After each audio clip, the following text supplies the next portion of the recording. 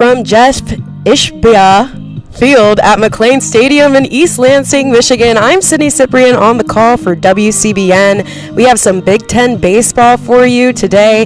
It is a beautiful day to play baseball. The sun is out and, the sleeves are gone. After a strong opening statement on Friday night, Michigan comes into Game 2 of this rivalry series with momentum on their side, taking down Michigan State 4-2 here in East Lansing last night. It was all about pitching in the opener. Kurt Barr delivered a complete game for the Wolverines, striking out 10 and shutting things down late, retiring the final 9 Spartans he faced. On the offensive side, Evan Haeger led the way with 3 hits, and he also included a game-tying home run that helped swing momentum back in Michigan's favor. But if Game 1 showed anything, it's that this series isn't going to come easy. Michigan State answered right back multiple times and had opportunities throughout, just unable to break through against Barr down the stretch. You're in East Lansing for Game 2 of this Big Ten rivalry matchup. I'm going to let the national anthem play out, and then we'll get into the starting lineups. While rendering the military salute.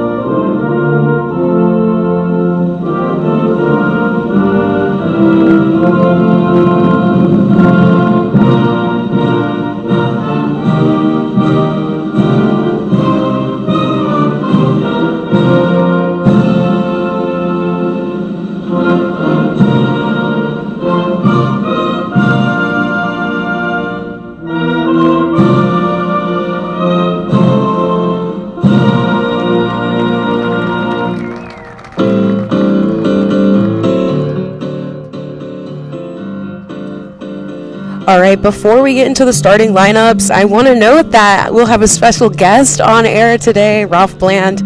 He will be giving some opinions just throughout the game and keeping me company while I call this solo game.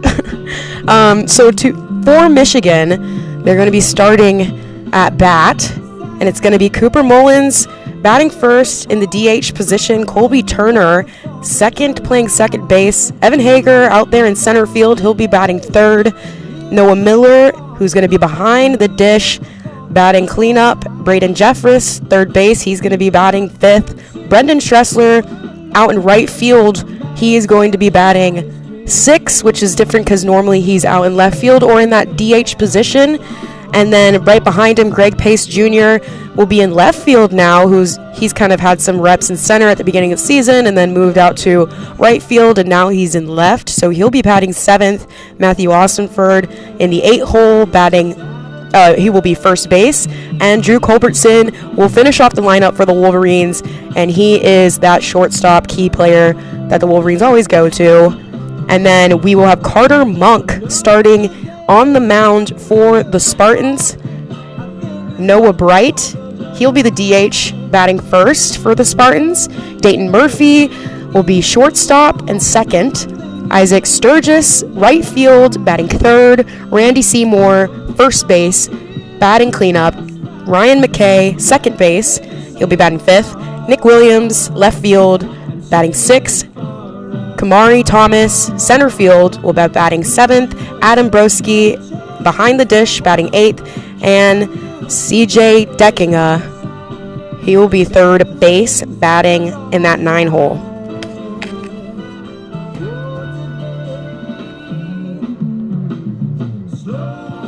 Now, like I mentioned earlier, the Spartans, They lost yesterday to the Wolverines, but kind of held their own a little bit there. They only lost by 2.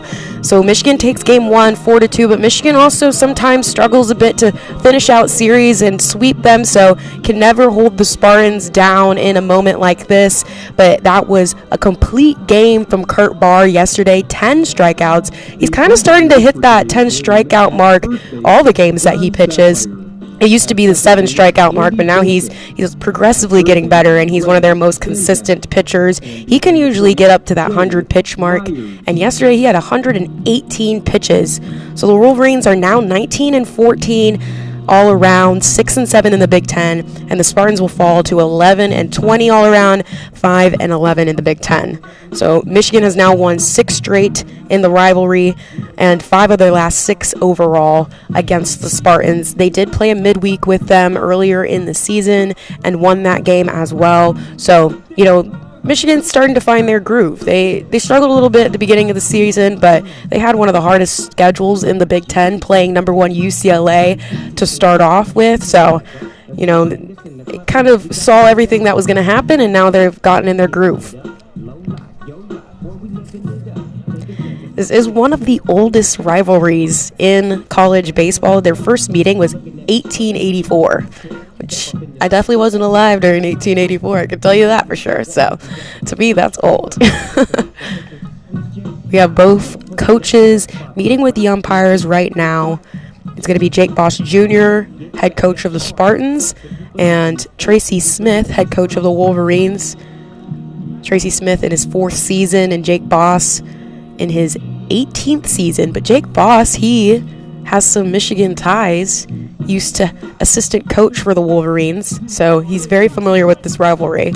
So I'm excited to see some baseball today and how both teams are going to match up against each other in the second game. Second game is always my favorite game, just because it kind of determines who's winning the series, or if the series plays on to a possible sweep, or if there's going to be a rubber match in the third game.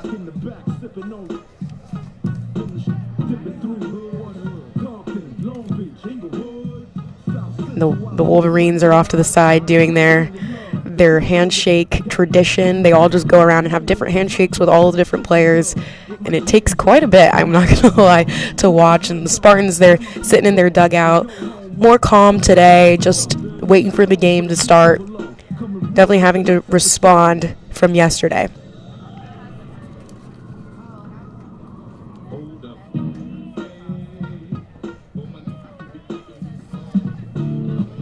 All right, both coaches are heading back to their dugouts.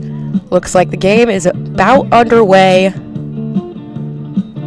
First pitch at 3:30. It is 3:29 now, so they might be a little delayed since nobody has taken the field yet.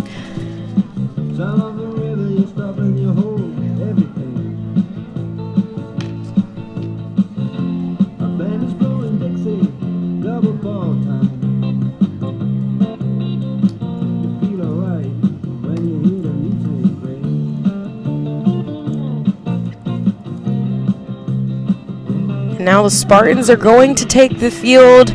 I'd mentioned that defensive, starting lineup out there, and they got to get going today if they want to really show their own and turn tomorrow into a possible rubber match. Carter Monk starting on the mound for the Spartans. So he's going to get the ball today.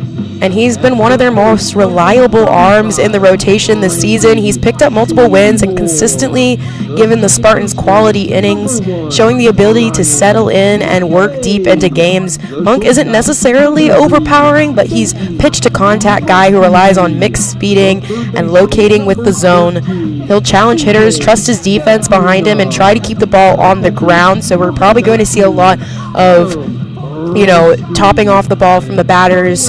He likes to rely on that defense and get the out at first rather than focusing on getting the strikeout at the plate.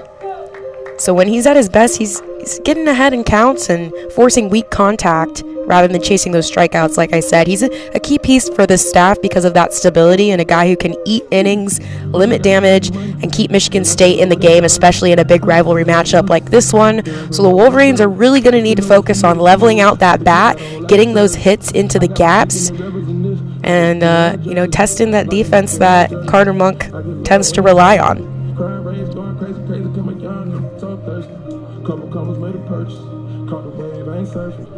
Those types of pitchers are difficult to hit against because, when I played softball, I like to hit anything I can, and if I get thrown out at first, then that's where I'm getting my out rather than at the plate. But, when a pitcher specializes in that, that's a little hard. You got to start getting big hits and getting in those gaps and testing that outfield out.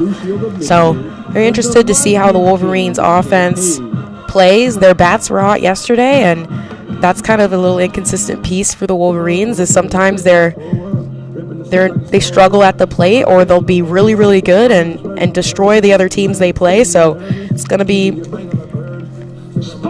Cooper Mullins starting us off here just to kind of test that.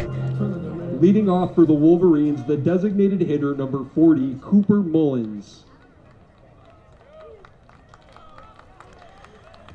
So the DH, Cooper Mullins, is going to start off. Left-handed batter.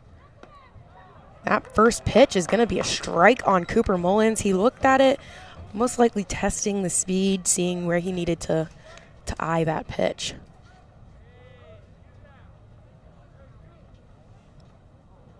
The 0-1. And he hits that one right into the gap in center field for an easy single. Cooper Mullins starting the Wolverines off strong with a single. Colby Turner looking to respond to that, moving Cooper Mullins over, possibly. He's a right-handed batter. Number 14, Carter Monk, a right-handed pitcher, so a righty versus a righty here.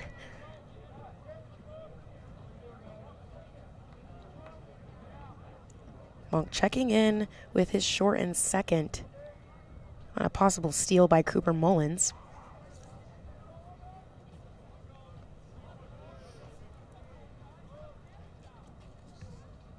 That first pitch is wide for a ball.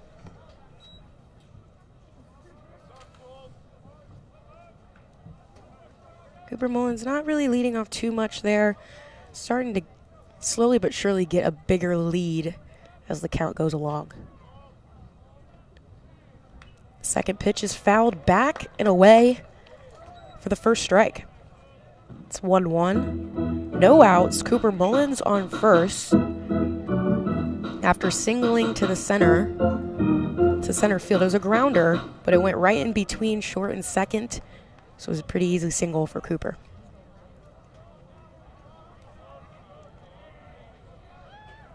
The 1-1 pitch is in, and it is a swing and a miss on Colby Turner. 1-2, Colby Turner having to fight here early in his at-bat. Only one ball against him. Bats a .267 with runners on. And he grounds that one through the gap in between third and shortstop for another easy single. Cooper Mullins making his way over to second. And Turner at first now.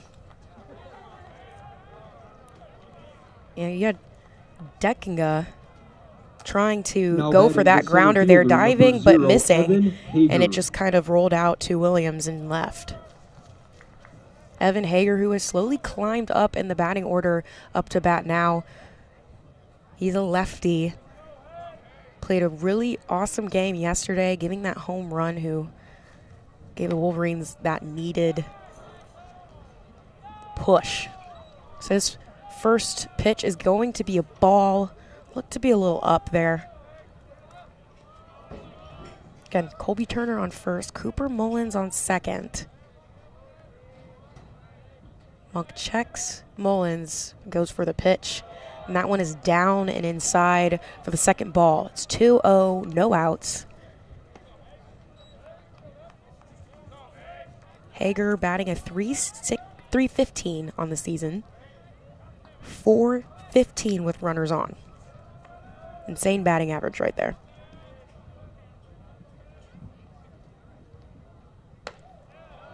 And the 2-0 is out and up, making it 3-0. Interested to see if Haeger is going to get the green light to swing on this next pitch, if it's good, or if he's going to try to draw out a walk to load the bases here. And he lets that one go inside for a walk. Bases are loaded now for the Wolverines early. Number 1, 2, and 3 making it on. Cooper Mullins now at third. Colby Turner at second. Evan Haeger at first. Mullins and Turner getting singles. Haeger walking. And now Noah Miller up to bat. The 4th hole, the cleanup. He's been doing pretty well. His batting average has skyrocketed recently. He's batting at .289 now, but he's kind of grown some power in his swing. Now batting the catcher, number 4, Noah Miller. So if he makes some contact, could go out to the outfield to score the first run for the Wolverines, but we'll see. Monk checks third. And that first pitch is a strike for Monk. Noah Miller looking at that one.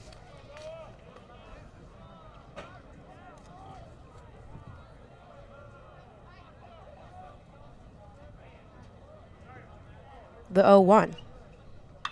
And that one is slung up in the air. Looks like it's going to go into the crowd. And there's a souvenir for a fan sitting in right field. Please be aware that foul balls may land in your area at today's game. All foul balls are sponsored by Auto Owners Insurance. They have a foul ball sponsorship here. That's fun. So now Noah Miller down in the count, 0-2.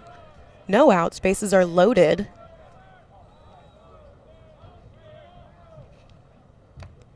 And he tips that one.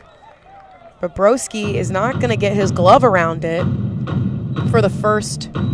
Or I guess it's not a first. It's just going to stay 0-2 because that'll be a foul ball. Noah Miller having to fight against Monk here. And the 0-2 is in and fouled back and away outside of the stadium.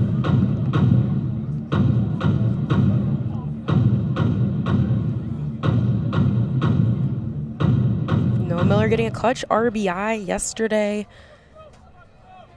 Trying to look to get another one today. And that next pitch is down and away for the first ball, 1-2. Great at bat so far, forcing a ton of pitches and fouling off the ones you don't want. That's what you're supposed to do. Get some extra lives in there. Get a good hack at a good ball. The 1-2 is swung and miss. And Monk gets his first strikeout of the game. And Noah Miller taking a walk back to the dugout. Now Braden Jeffress up with bases loaded. Now batting the third baseman, number 2, Braden Wolverines Jeffress. doing a good job loading the bases, but now somebody needs to capitalize on that to bring somebody in.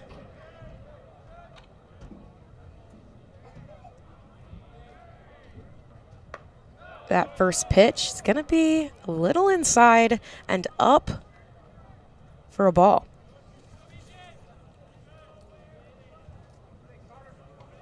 Jeffress kind of moving around in the lineup recently. Used to be starting. Cooper Mullins took that role over. That next pitch is a strike. It's 1-1. But like I said, Cooper Mullins taking that role over. Braden Jeffress moving down in the lineup, but I don't think for any negative reason, but just to kind of space out some of those good hitters. And he hits that one foul down the first base line for the second strike. It's 1-2, 1 out.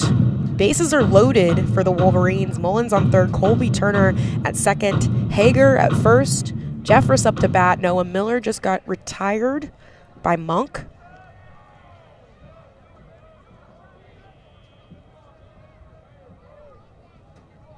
The 1-2. And Jeffress swings and misses on that one for the second strikeout of the game for Monk. again, bases are loaded for the Wolverines, and they have yet to bring anybody in. Batters 1, 2, and 3 making their way onto the base, and then Monk retires 2 in a row. Obviously not letting that pressure get to him. Focusing on the batter at the plate. Stressler up to bat now. Kind of has a half swing there, and they're going to call him on it for the first strike. Now it's 2 outs on the Wolverines. Bases loaded. Nobody came home yet. Brendan Stressler batting at .250. And he swings and misses on that one. Looks like he got right underneath it. And now it's 0-2. And quickly, Monk has been able to come back from a treacherous first 3 batters.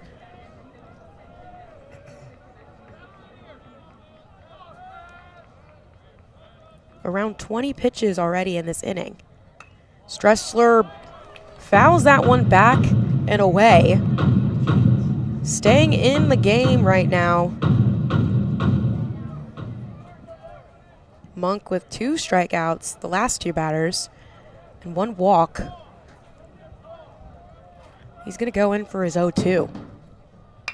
And that one is grounded over to McKay at second, and he gets an easy out at first. And the Spartans get out of that inning with bases loaded. The score remains 0-0. Ralph? One thing I do have to say about this stadium, I mean, I'm just loving the music selection. Playing a little bit of Future, loving the music selection. We might have to look at Fisher Stadium. Liking a little bit more than Fisher Stadium right now, but Michigan needing to capitalize on those bases loaded. Pretty sure they'll have plenty more of opportunities coming up. It's a great day, though. The stands are packed. I'm talking about jam-packed. If you're not here, you better get here. I mean, it might be standing room only. I've never seen a baseball game standing room only, but it's packed here. I've been to a couple of Michigan State ball games, the softball game last year, and kind of like Ray Fisher, there's not very many, fans unless the weather is nice. And that's Michigan baseball for you. If the weather is nice, it's going to be packed. Other than that, people would rather watch online. Yeah, I'm about to say, people are here in coats. They're eating food. I mean, they buckle down. But, I mean, I guess that just shows how seriously this rivalry is. We're in for a great day as Michigan takes the field. Beautiful weather, rivalry game. Why not come and watch it? It's a Saturday afternoon, so you got to sleep in a little bit, and now you're here. Yeah. So if you're the Wolverines here, what would you do at your next at-bat, and what are you going to do in the defense here after just seeing the bases loaded and then unable to score anybody in? Well, if I'm Michigan, we've seen the pitcher a couple times. We've known that we're able to hit off of them. We just need to capitalize, be patient in the box, look for our pitch, swing, not trying to go for the hero plays, be patient. And on the defensive end, Michigan's relied on this defense a lot, so just relying on the defense, knowing what we know, doing what they do, just staying solid, staying down. Thank you, Ralph. We'll see you after this inning for some more Ralph opinions. So starting on the mound for the Wolverines is Shane Brenham. He has become quickly an arm for Michigan, coming off a dominant outing against Oregon, which was one of the first ranked series wins for the Wolverines. And he threw a 7-inning complete game shutout with 7 strikeouts. The freshman allowed just 3 hits, didn't issue a walk, and retired 15 straight hitters, earning both Big Ten Pitcher of the Week and NCBWA National Pitcher of the Week honors. He's been trending up, not walking a batter over his last 10 innings, showing improved command to go with his swing and miss ability. And on the season, Brim owns a 4.63 ERA over 23.1 innings with 21 strikeouts and a 2.3 record. And he also has 1 save. So the freshman has quickly come into the Wolverine staff and shown that he deserves to be in a starting role. And so to lead off, you're going to have Noah Bright, the DH. So both teams leading off with their DHs. And that pitch is far wide for the first ball. Noah Bright batting at .267 on the season, 60 at-bats.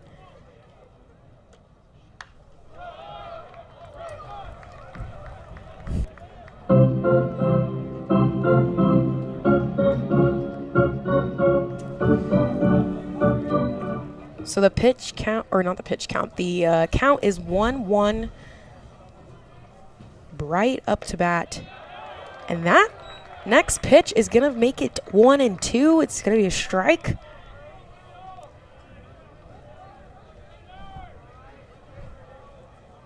Brenham coming in pretty hot with his first batter. Bright fouls that one out and away. Oof. Almost into the streets. Hopefully they had car insurance. That's what I'm thinking. At Ray Fisher Stadium, the parking lot is in foul ball territory. And the 1-2 is going to make it 2-2 for the second ball.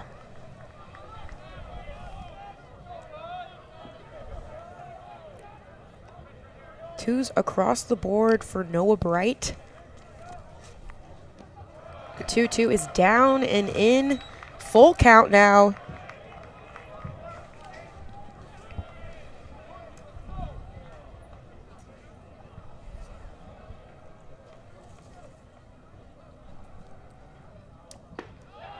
And that full count pitch is going to be a little bit outside. And Noah Bright's going to take a walk down the first baseline, coming back from an 0-2 count.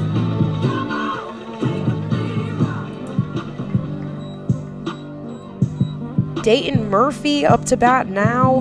He's the team leader in hitting percentage, batting oh no, he's not. Isaac Sturgis is. He is second on the team in batting average, batting at .320. He's a sophomore, a right-handed batter from Illinois, Crystal Lake, Illinois.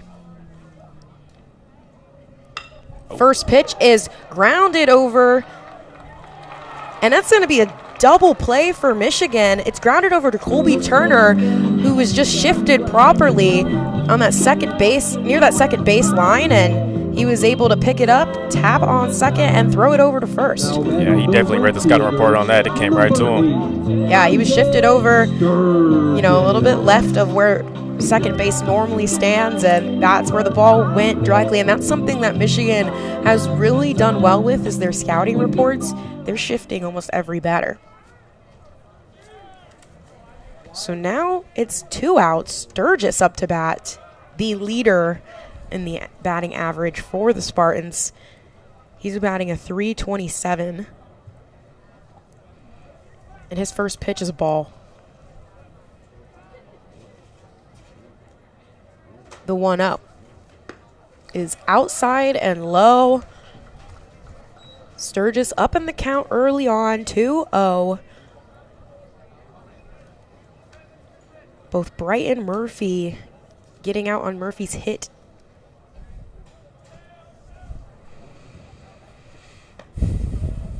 That next pitch is a little bit up, and now it's 3-0. 2 outs. Sturgis up to bat. I mean, he's the player that you don't want to pitch, you know, down the middle to, so you're going to want to paint the outside of that box anyway, see if he would chase. I say he's second on the team at RBIs, so he's consistently making that contact, getting on base. And Shane Brenham is going to get his first strike. 3-1. Oh. That one is fouled. Hits the roof of the building next door. And now the count is full. It's kind of a little bit of an opposite situation here. Shane Brenham going down in the count and then making his way back up for a full count. 2 outs. The Wolverine infield kind of painting the dirt on the outside near the outfield. And that's a strikeout for Shane Brenham. Right down the middle.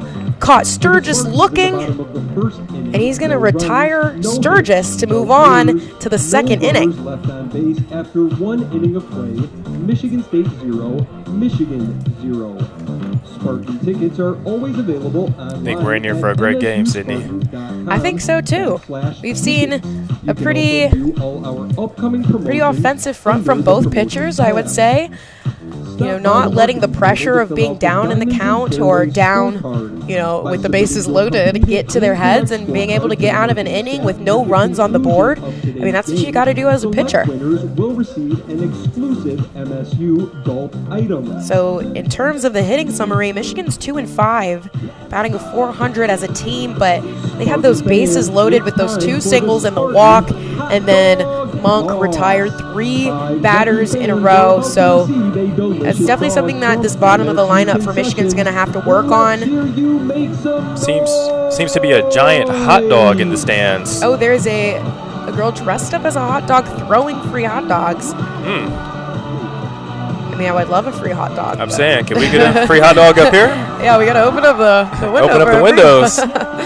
So, due up next is Greg Pace Jr., Matthew Ossenford, and Drew Culbertson, 7, 8, and 9 for the Wolverines. Greg Pace Jr. batting just under a .300 at 293. His on-base percentage is .382. He's one of those players that is a little inconsistent, but when he's consistent, he's good. And so we'll see if today is his game. And if it is, the Spartans have to watch out. Leading off for the Wolverines, the left fielder, number 3, Greg Pace Jr. So Carter Monk is going up against Greg Pace Jr., who's going to lead the Wolverines off at the top of the 2nd inning.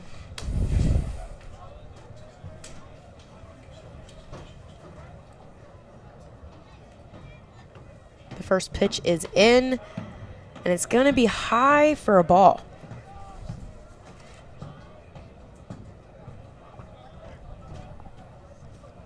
Monk already at 24 pitches. And Greg Pace Jr. swings and misses on the low ball there to make the count 1-1. Monk doing a good job making him chase at that ball. It kind of came in looking like a strike and then ended down.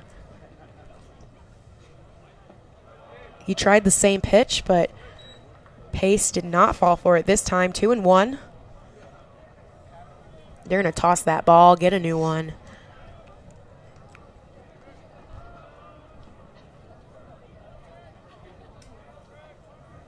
The 2-1. That one's in for a strike. Pace looking at that one. Ball popped out of Broski's glove, but nobody's on base here, so no harm, no foul, pun intended. So the count stands at 2-2. Pace leading off the Wolverines in this inning. And he nearly gets hit by that ball right at his face for the 3rd ball. It's going to be 3-2. Full count for Monk and Pace. And who's going to win this battle? And Pace nearly gets hit by that one, too. Looks like they're going to say he got hit on his hand. And they're going to let him walk. I mean, I think even if he didn't get hit, it was going to be a ball anyways. I think they was trying to see also if he swung. Or if he leaned into it a little bit. Yeah, so Jake Boss Jr. going to come out and talk to Blue. I mean, either way, he was going to get the base. It looked like a ball from here, so. Yeah, it might. And it looks like they're going to review that, maybe to see if he leaned into that pitch. I'm not sure they're going to get that one. I mean, I don't have a replay system up here to watch it, but from what I remember seeing, he almost leaned back on that one. It nearly hit him in the face, but could be a challenge by Jake Boss. We'll see. All 4 umpires meeting near the mound. Yeah, I'm pretty sure this won't take too long. They'll probably just let him take the base, but anything can happen in a game like this. I mean, anything can happen. That's what I know about sports. Anything can happen. So it looks like they might be reviewing on film now, unless they're going out to talk to Jake Boss. Looks like they're just going to talk to Jake Boss for a second here. Matthew Ossenford is going to come up for the Wolverines when we get back.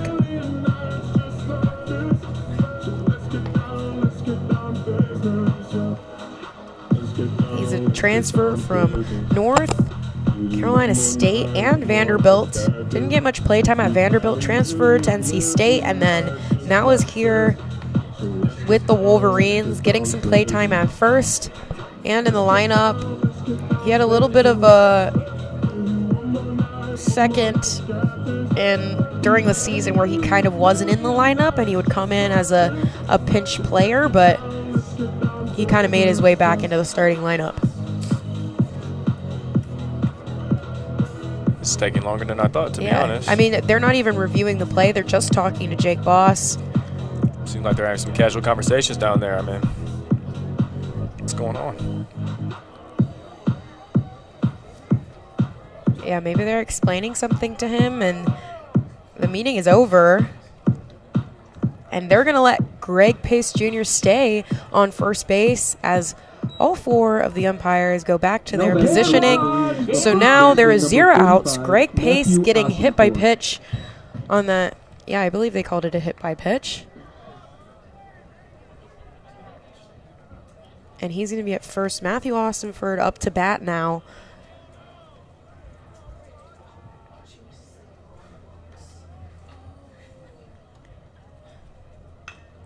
Austinford gets a weird hit off that ball, and it's going to get fouled near the Michigan dugout for the first ball, or the first strike.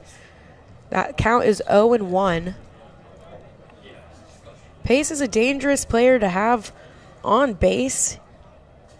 He likes to run, and he's one of the fastest guys on the team, so looking to see maybe a possible steal at some point. And that pitch comes in at a ball, 1-1. Looked to be a little low.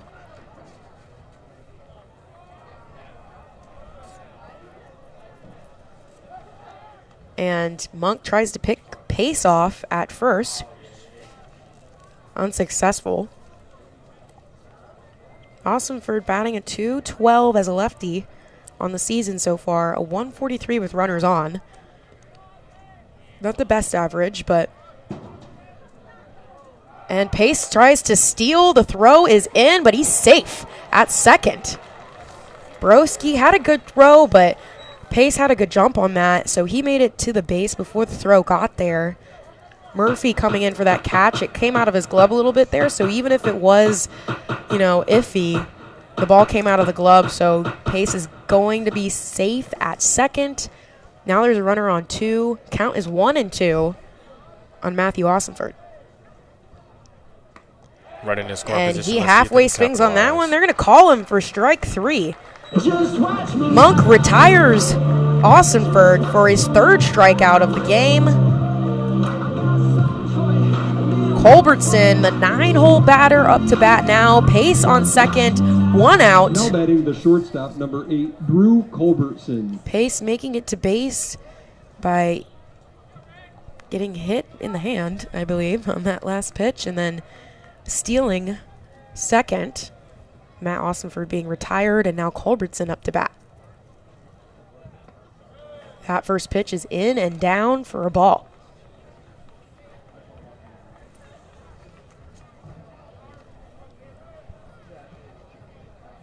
Yeah, Culbertson is a player that's always in the game. He's kind of their go-to shortstop, so hard to keep him out of the lineup. And he's been pretty good at that position, too. He fouls that one right over to the Michigan State dugout to make the count 1-2. Or 1-1, my bad. It's 1-1 with 1 out.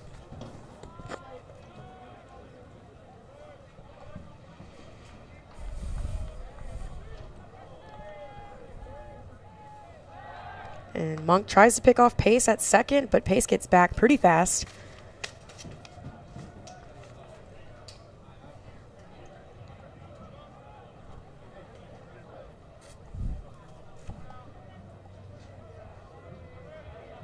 Count is 1-1, 1 out. That pitch comes in for the second strike. Culbertson caught swinging. He's going to have to battle here, 1-2. And Michigan having 3 batters left on base last inning. Trying to not leave Greg Pace on base this inning.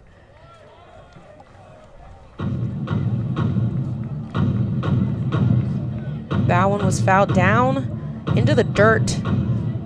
Or no, it was not tipped at all. He didn't even swing.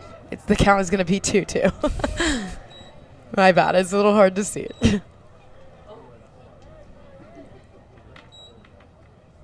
This pitch is in and fouled up and away out of the stadium. Oh, I was right. It was fouled down into the dirt. Yeah. So it is. So the count is 1-2. I'm looking at the stadium scoreboard to confirm. Oh. That pitch is hit right up into the air. All three players for the left side of the field for the Spartans go for it, but it's going to be Murphy who makes that catch, falling over a little bit, but Greg Pace is not able to tag up on that one since it was only shallow left field where that ball was hit. Now 2 outs. Pace still at second.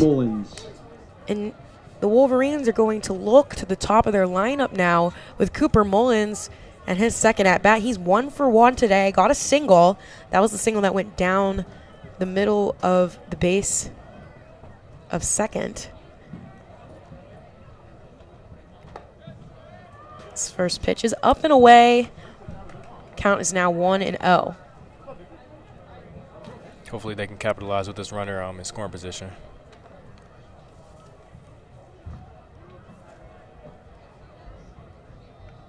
The 1-0 is hit up and away. Another souvenir for a fan. This time one who's probably buying a hot dog, as it made it past the crowd. Count is 1-1, 2 outs. So Greg Pace, who's at second, got hit by pitch. Matthew Awesamford, strikeout. Another fouled pitch for Mullins. And then after Awesamford, Culbertson hits a pop out into shallow left field to the shortstop, Murphy. And now we're at 1-2 as the count, 2 outs. Mullins up to bat. And that one's just barely going to miss on the outside for Monk. The count is now 2-2.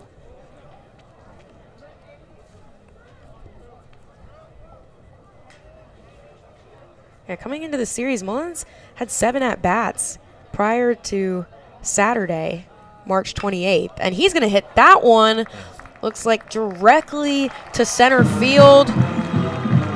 Thomas out there. Kamari Thomas out there. He's going to make the catch. Easy out. And the Wolverines leave another runner on base and are unable to score in this inning. Baseball is offering season ticket memberships this season. Hopefully that doesn't come back to bite them. Every home game throughout the 2026 season. For more due up for the Spartans is Randy Seymour, Ryan McKay, and Nick Williams. Yeah, another situation where Monk was able to get out of it. You know, kind of brushing Greg Pace's fingers on his pitch. It would have been a walk anyways, but, you know, he made it to base and was able to seal the deal on the next 3 batters and get out of the inning without a run. So the score is 0-0. We're in the bottom of the second. Brenham on the mound for the Wolverines, looking to respond and keep it tight.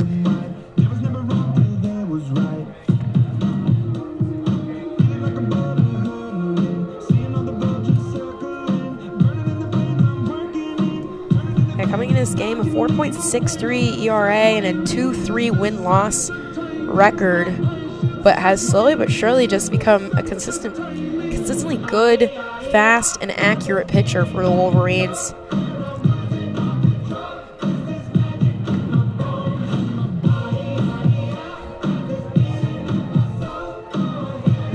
Yesterday, Kurt Barr playing an outstanding game, but what's new for Kurt Barr? Him and his brother Preston Barr, who's also on the team and is another pitcher for the Wolverines. He's more of a reliever role, but Kurt Barr, that starting Friday pitcher, they have family ties to Michigan State. Like, majority of their family has played a sport at Michigan State, whether that's football or baseball. And now they decided to go with the Wolverines, so definitely a little rivalry there, and it worked out in his favor. So Seymour is up to bat now for the Spartans. First pitch down and away for a ball.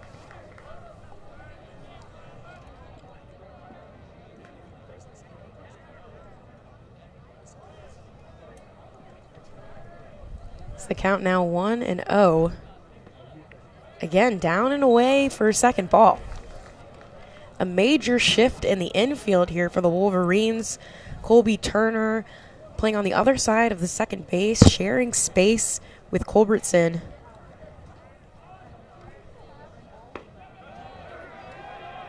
Oh, that next pitch is barely going to miss for the third ball. It's 3-0, the count now.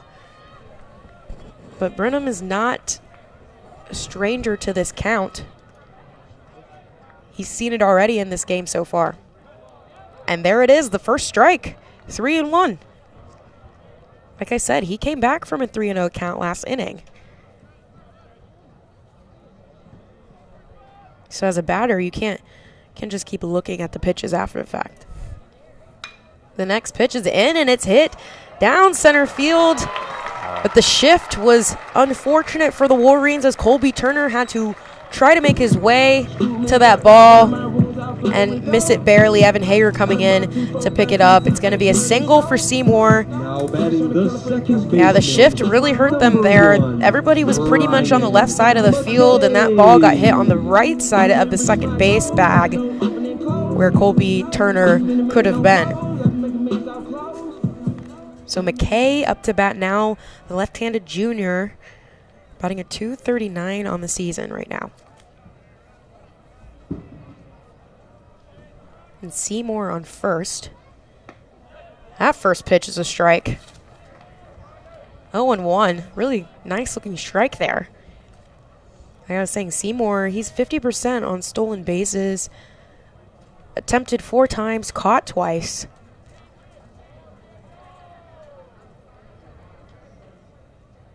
That next pitch is hit right to Brenham. He gets the out at second. And a missed throw to first. Looks like Culbertson missed that throw over to first for a possible double out, and it gets thrown right into the dugout of the Wolverines, who are on the first base side. And Matthew Austinford at first, missing that catch. Kind of a wacky throw there. Well, all umpires are coming in to chat. Not exactly sure why, because if it did, yeah, he's gonna get second. I might be that Tracy Smith is looking to see that he should stay on first, but I'm almost positive the rule is that if the ball goes out of play and unplayable, they get the next base.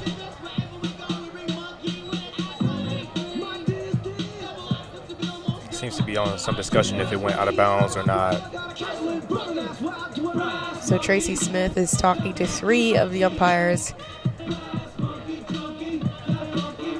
As it stands right now, McKay is going to stay at second off of an errant throw by Culbertson to Austinford.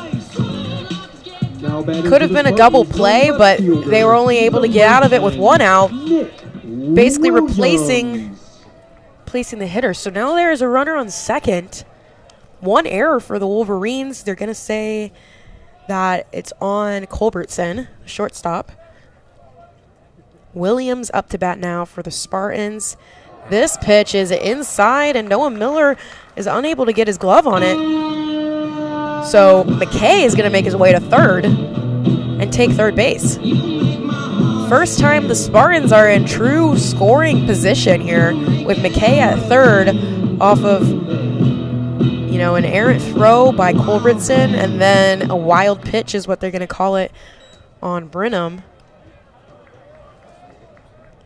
Seems like the infield has shifted more to the inside of the field. Yeah, they're inside.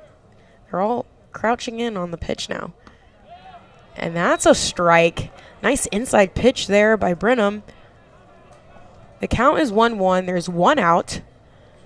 McKay on third. Williams up to bat. The infield is shifted to the left side of the field again, but they're also creeping in for a short ball here. That pitch is fouled right into the stands. Almost took somebody's head off there. Yeah. The count is 1-2. Williams having to battle here now. One out, so even if he gets out, McKay's still in scoring position for the Spartans.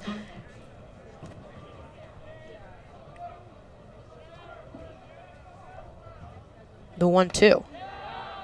And they're going to call that a ball. Looked pretty close, but they're going to call it a ball. It's 2-2 now. Maybe a little bit up outside of the strike zone.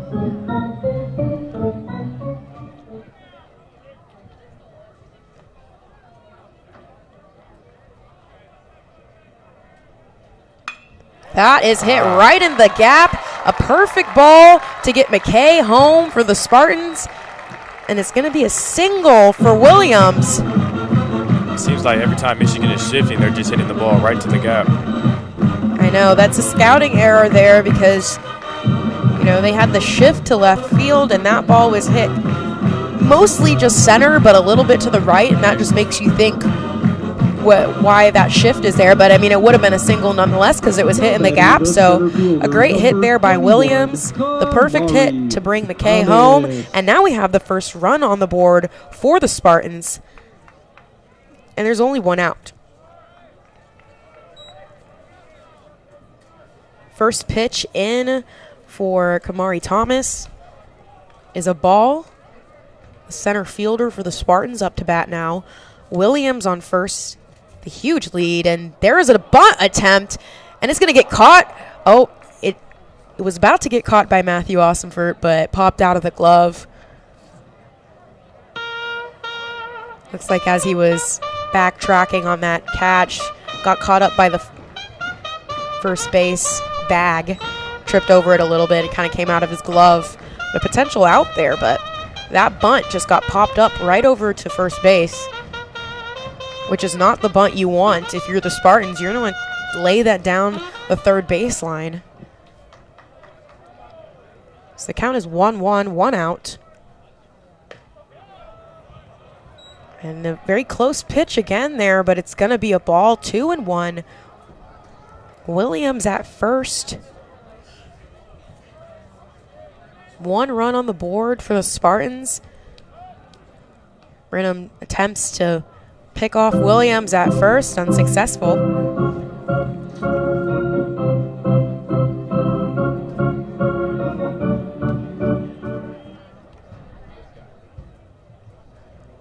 So an errant throw and a wild pitch gives the Spartans their first run. And this pitch comes in and fouled back and away above the Spartan dugout, making the count 2-2 on Kamari Thomas.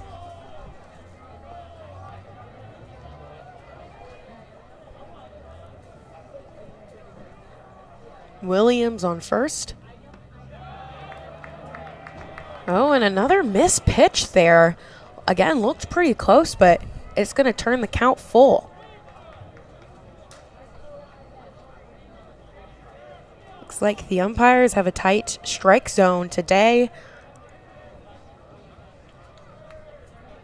The full count pitch is grounded over to third and almost had another double play there, but the throw was a little high for Awesenfurt, and he has to jump to catch it, but this time it doesn't go into the dugout of the Wolverines. So Williams gets out at second by a throw from Jeffress over to Culbertson, and then Culbertson's throw to Awesenfurt is high, and so they're unable to get a double out there. But 2 outs now on the board for the Wolverines, trying to get out of this inning. Kamari Thomas now on first. Broski up the bat for the Spartans. Brenham attempts a pickoff on Thomas. Unsuccessful. Now both Culbertson and Turner towing the dirt as they're in the outfield, basically. That one is hit again to Braden Jeffress, and he elects to throw it over for an easy out at first, getting the Wolverines out of a rough inning, I would say. The Spartans with their first run on the board from an errant throw and a wild pitch that brought McKay over to third, and then a beautiful hit by Williams to the gap in center brought McKay home. But the Wolverines were able to get out with just that being the damage, but now have an error on the board. Spartan fans, thank you for supporting. And it's MSU taking us baseball into the this top of the season. third inning. Make sure to stop by the marketing table on the third base side and grab a team poster, schedule magnet, and to learn more about upcoming promotions this season. Calling all Spartan families. Make sure So to the join Spartans us on have Sundays yet to go throughout the through their season to entire celebrate batting Family Fun lineup, Days. but the Enjoy Wolverines our are already games. on their Run second the at bases bats. post-game. Turner, And meet your who favorite is in the Spartan two-hole for the baseball Wolverines, players. leading off the Visit Wolverines in the top of this third inning. To learn more. So it'll be Colby Turner, Evan Haeger, and Noah Miller. 2, 3, and 4 for the Wolverines going against Monk, who's had quite the game on the mound so far. Again, kind of like I mentioned at the beginning of the game, he's there to trust his defense, and if they hit off of him, he knows that they're going to get the outs where it matters most. But Turner's up to bat, and he had a single in the first inning, so that's definitely a player that you're going to have to look out for. One of the Wolverines' best bats. He's actually their best bat, but but he is the best bat. He came from San Diego. He played the 2024 season there and then has been with the Wolverines since. And he's the team leader in most of the hitting categories. He was a .388 coming into this game, 8 home runs on the season, 33 RBIs, and just a consistent hitter coming into this series.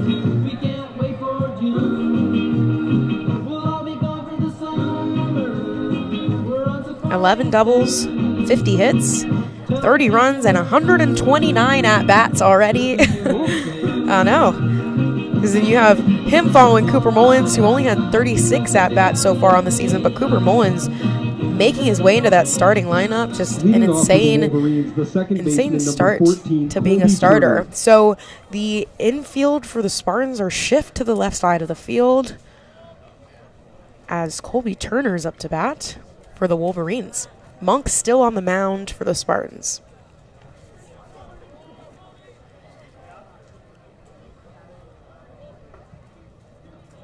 First pitch comes in, and it's outside and up for the first ball.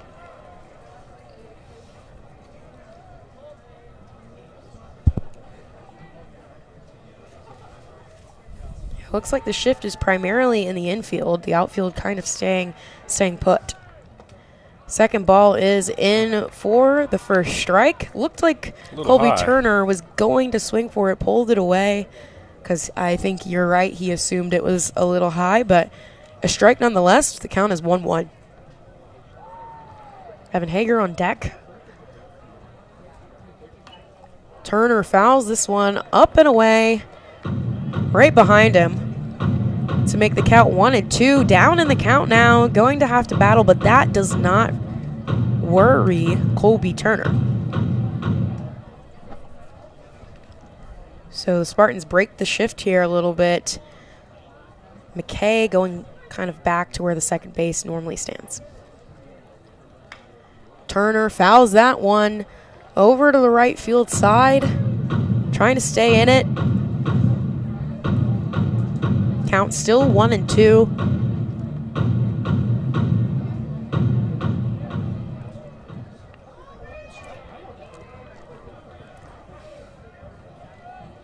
Turner starting the Wolverines off this inning. Again, another foul back and away for Turner. And you can't hate in that bat like that. You're just waiting for your pitch, so all you can do is foul the ones away that look like they'll be strikes, but you don't want to hit, and that's what he's doing. And if he grabs a hold of a pitch he wants, he can make some real damage. He really can. And that he does, hits that right into a gap between third base and shortstop to the left fielder for another single. 2 singles for Colby Turner today. Now 2 for 2. Now Haeger up to bat. He walked in the first inning, drew out a 4-pitch walk. So he's probably itching to hit. He had a home run yesterday and was just kind of all around fantastic. I mean, the people are still pouring in. This is crazy. It's pretty packed today. Haeger looks like he wanted to swing at that one, but decides not to, and it's going to be the first strike of his at-bat. Count is 0-1. Turner singled. It's now on first. He has a 75% stolen base average, only caught stealing twice out of his 8 times. Haeger Right fouls that one back right at us at the press box. I got to ask him, what did we ever do to him? So the count is 0-2. The count is 0-2. Haeger having to fight early on in his at-bat. Again, another batter that usually doesn't sway him when he's down in the count. And he swings and misses, giving Monk his 4th strikeout of the game. So Wolverines now have an out on this inning. Turner at first and Miller now up to bat, the 4-hole cleanup hitter for the Wolverines. 0-1 today, had a strikeout at his last plate appearance. Kind of started that strikeout chain for Monk in the first inning. A pickoff attempt on Turner, unsuccessful.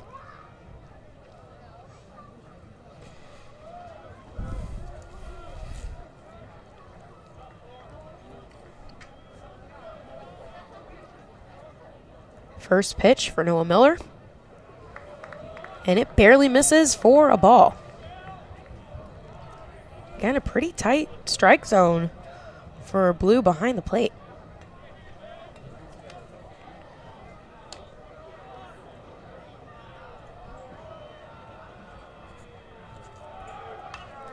That one gets popped up. Looks like it's going to be in the crowd. Another souvenir for a fan. This is great. I mean, the fans have had plenty of souvenirs today.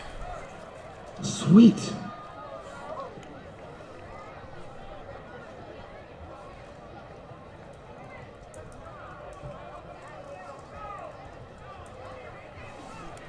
So the count stands at 1-1, 1 out. Turner at first. Haeger striking out. Another pickoff attempt there for Monk on Turner. Haeger striking out for Monk's 4th strikeout of the game.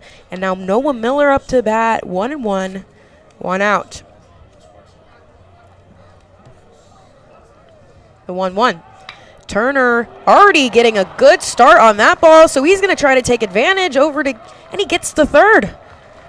Noah Miller gets a single, and Turner had a hot start on that hit that he made it all the way to 3rd. So the Wolverines are in a 1st and 3rd situation. Looks like Broski's coming out to give the play. I always loved 1st and 3rd situations when I was a catcher. We had 9 different potential 1st and 3rd defensive situations that we could have done. So interested to see if they're going to play one out here. Yeah, we've seen Monk get out of a couple jams in earlier innings, so it'll be interesting how he works the count here. Yeah, 1 out. And that ball is hit to right field, giving the Wolverines their 1st run on the board. Jeffress was up to bat. First pitch was a hit to right. So Turner scored on that one. Wolverines and Spartans are equalized. And Jeffress is at first, and Noah Miller at second. Stressler up to bat now. He grounded out to McKay at second last time he was at bat.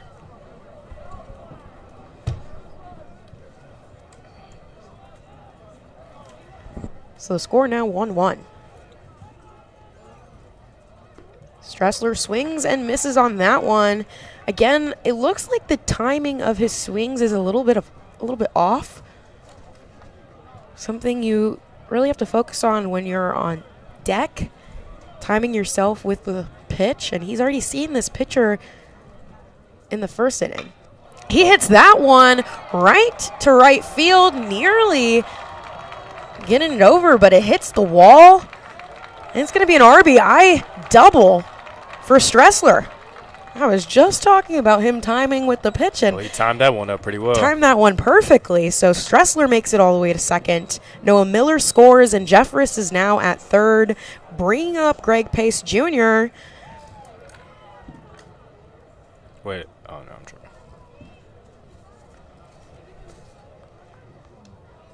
So Wolverines finally found their groove with their bats this inning. They're up 2-1.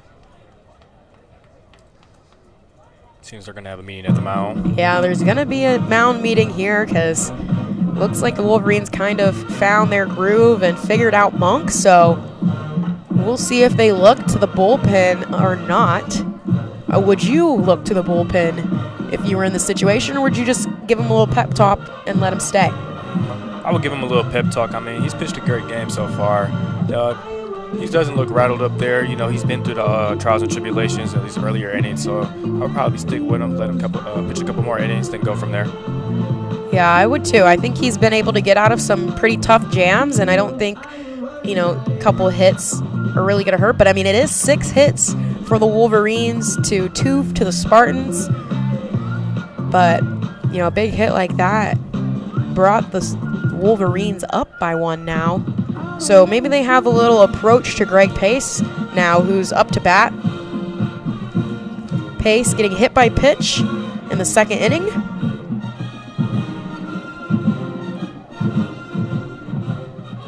So again, kind of like Haeger, he's looking to hit the ball here. It was a full count, got hit by pitch. So Jeffress on third, Stressler at second. And the first pitch to Pace is in, and he hits that one all the way to right field. And it's gone!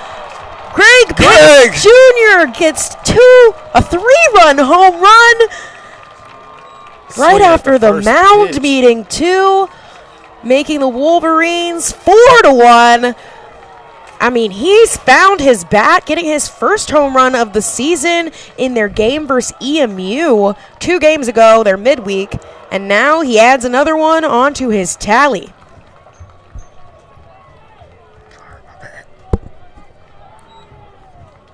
Now batting the first baseman, number 35, Matthew Ossenfort.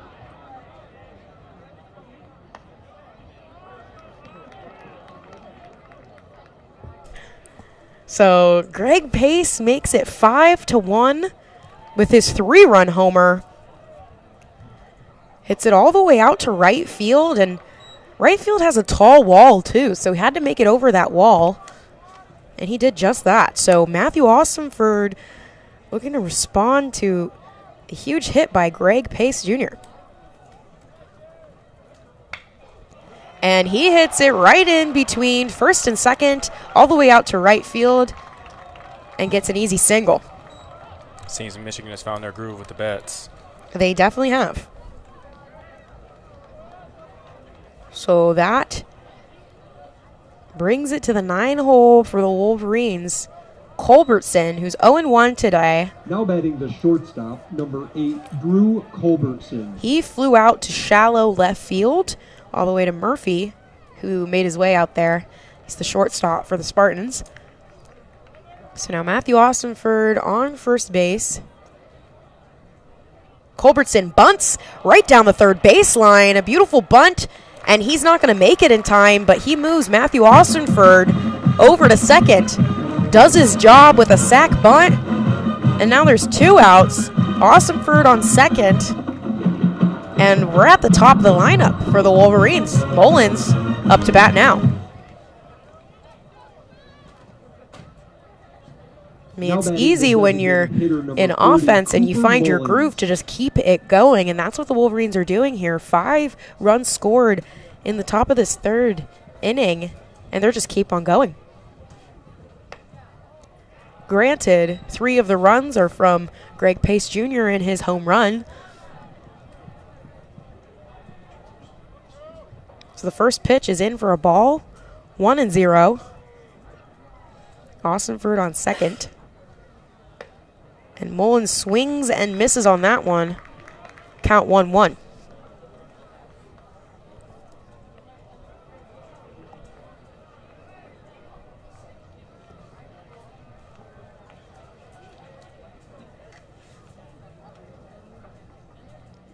Mullins grounds that one into the gap again between third and shortstop. And Austinford's going to try to score, but runs right into the tag.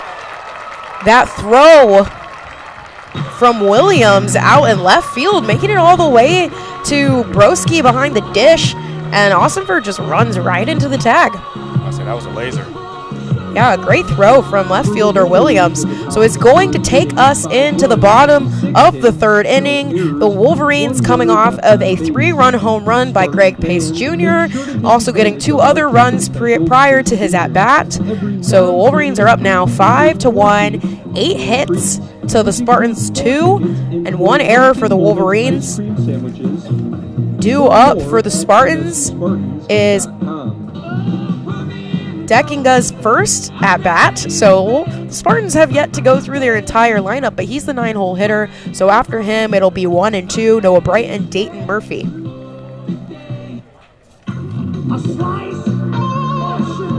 right, fans, it's time for today's Pizza House Delivery by Bucky Spartan fans. So Shane Brenham is going to stay on the mound for the Wolverines, holding his own and holding the Spartans to 1 run. If you're hungry, make some. Seems to be a free pizza down there now. Oh, they're just handing out free food today. I'm saying maybe we can adopt that at Fisher Stadium. Get a couple hot dogs. They don't do that at Yeah. Fisher Stadium. Fisher Stadium's a little stingy with the hot dogs, but But they do give out a lot of free T-shirts every time there's a strikeout. So Shane Brenham has 1 strikeout on the game so far, 1 error from his wild pitch that kind of caused McKay to get to third and then a single to bring him home. So it was an errant throw that they probably should have gotten a double out on, but then McKay was able to make it to second, a wild pitch to third, and then a single that brought McKay home. But nonetheless, only 2 hits off of Shane Brenham and 1 earned run. It wasn't really that earned because probably should have been out at first. So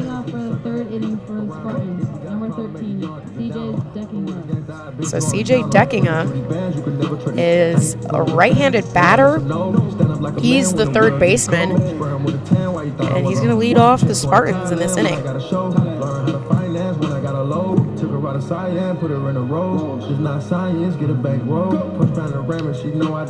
He bats a .233 on the season and a .240 when he's a leadoff, which that 9-hole batter usually finds themselves in a leadoff position at some point multiple times throughout the game. So your 9-hole is your, I always like to say it's your wild card hitter. You don't really know if they're going to make it on base, but when they do, it's like crazy and it's good. So he's obviously going to be fast, and we'll see what the Wolverines scouting does because they've been shifting over unnecessarily a couple times during the game. you never know with a 9-hole hitter. I mean, he is hitting for a reason. Yeah, he is. So Matthew Austinford is very shallow in the infield here as the first baseman. Kind of far from the first base bag, but again, that's where that shift is. So first pitch is in for a strike. The 0-1. And Deckinga swings and misses to be down in the count early. 0-2.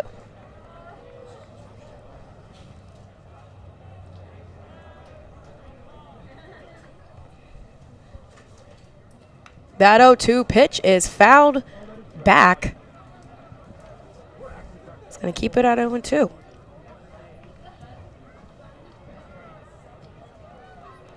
So Shane Brenham keeps leadoff batters to 423.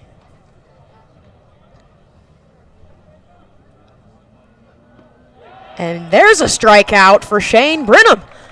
Second strikeout of the game so far. retiring Deckinga and putting the Spartans back at the top of their order. Now batting, number 18, Noah Bright. Noah Bright, the right-handed DH, up to bat for the Spartans. He walked in the first inning.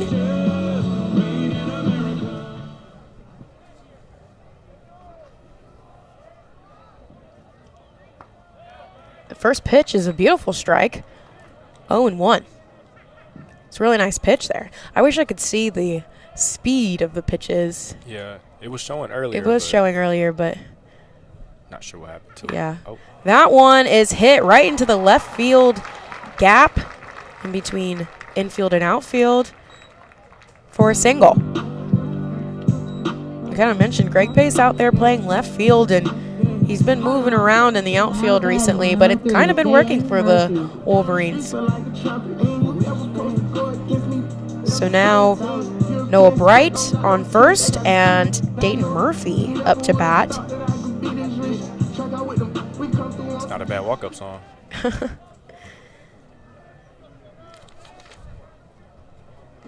First pitch is fouled away right field side for the 0-1.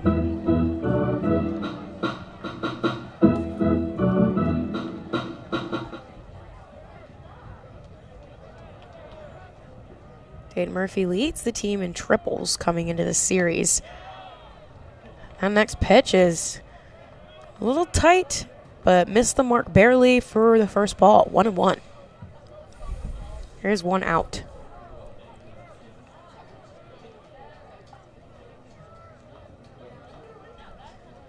Murphy batting a .316, and he pops that one right over to right field side. And Matthew Austin for calling for it, but not being able to get to the ball in time. It is a foul, though, so it's going to make the count 1-2 on Dayton Murphy. Noah Bright still at first base.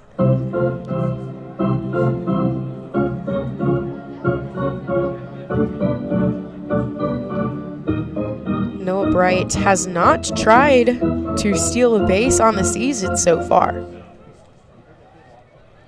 which is interesting for a leadoff.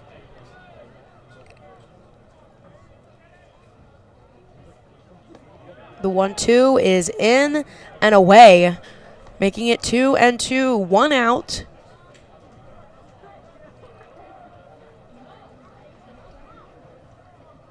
That first out, strikeout on the 9-hole. That 2-2 pitch is swung and miss for the third strike for Shane Brenham. So 2 outs now. Shane Brenham trying to get out of the inning, leaving only one batter on base. But we'll see, as it is Sturgis up to bat. He's 0-1 today. Strikeout looking in the first inning.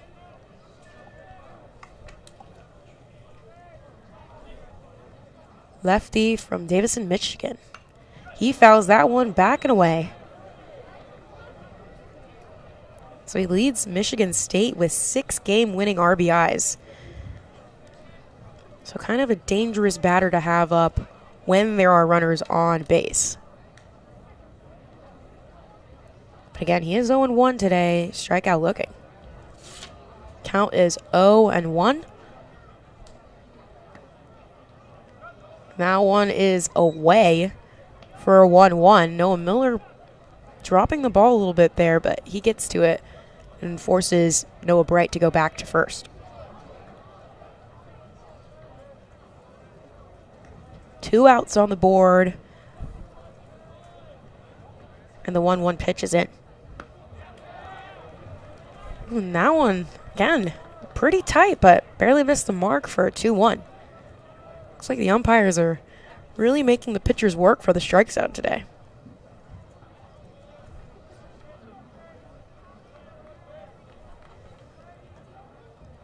The 2-1 is hit right over to center field. Evan Haeger barely having to move to catch that one. To finish off the inning for the Wolverines. No runs for the Spartans. 1 left on base. And And that's going to make the score stay at 5-1 as we head into the 4th inning.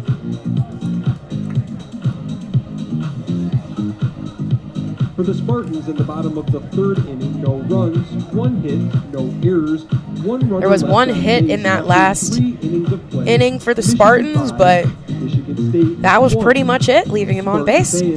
Looks like they're going with a pitching change, too. Yes, there is going to be a pitching change for the Spartans. Monk is done for the day. It looks like they're going to pull in Gannon Grundman. Looks like a, left-handed pitcher from Howell, Michigan. So he leads the team in appearances. He's at 14, so he's a reliable bullpen option for the Spartans, and he's almost always used as a relief pitcher. So it looks like they're going to try to stick with a lefty here, even though Carter Monk was a righty. They're going to try to switch it up on the Wolverines with a lefty.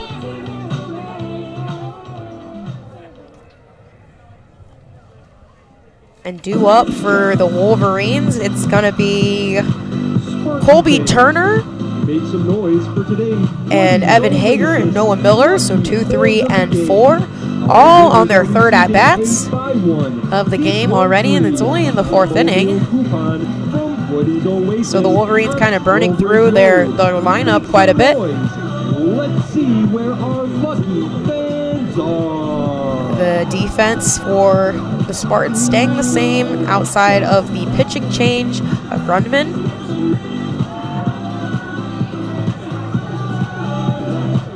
I mean, it's something free at the end of every inning here. They're giving out a lot of free swag and food, which, if you know any college students, the best thing to give them is free food. Speaking of food, who do you think has a better hot dog, Michigan State or Michigan? I mean, I don't think I've ever had a hot dog at Michigan State, but I can tell you I've had a hot dog at Ray Fisher, and it was good. I honestly, tell me about the prices of the hot dogs, and then I'll tell you my answer. I say if it's anything less than probably $7, I'll say here. Yeah. The Spartans, number 15, Gannon Grundman.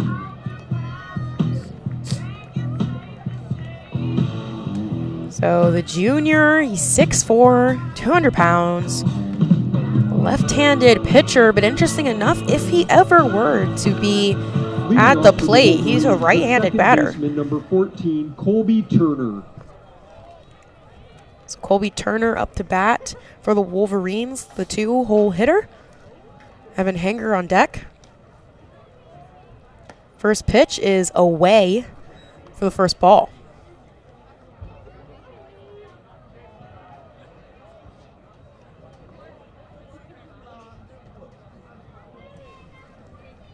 The 1-0. That one is hit all the way through the gap for a single. Looks like Dayton Murphy tried to go for it, the shortstop for the Spartans, but he dove and missed the ball, giving now batting the center Turner, I believe, his 3rd single of the game. So Evan Haeger up to bat. Makes Colby Turner is 3 for 3 today, and they were all singles. Isn't that crazy? Crazy. So 10 hits for the Wolverines so far in the game. Evan Haeger, 0-1 with a walk and a strikeout. Looks at the first strike.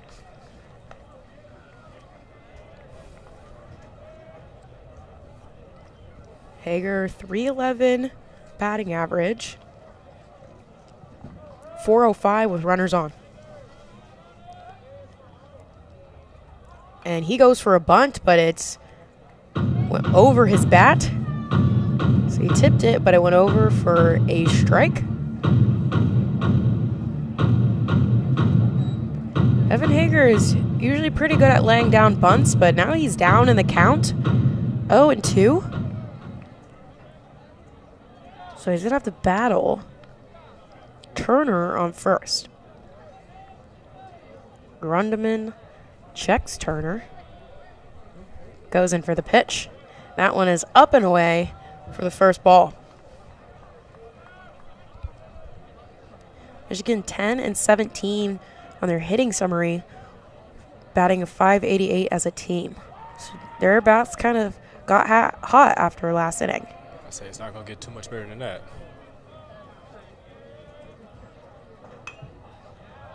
That pitch is fouled down into the dirt. Turner really testing Grundemann here, kind of moving his hands to look like he's about to steal to see if he can catch Grundemann with a bad throw.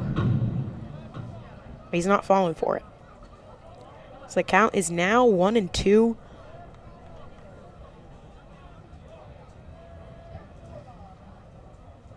The pitch on Haeger. He hits that one. Pops right over to McKay at second, forcing Turner to go back over to first, and the first out for the Spartans of this inning. Noah Miller up to bat for the Wolverines. He's 1-2 today. Now batting the catcher, number 4, Noah Miller. He had a strikeout in the first, but a single in the third. Turner still on first base, 1 out.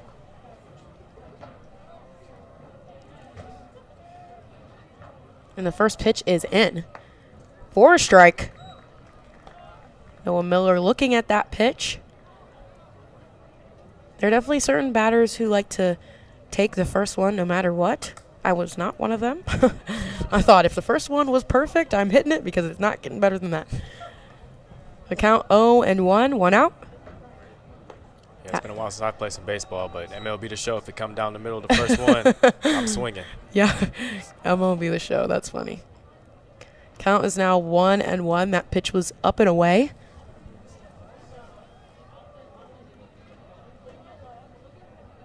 Turner with a huge lead here. And that pitch was outside for the second ball. Broski really trying to frame that pitch behind the dish, but wasn't able to get it to be a strike.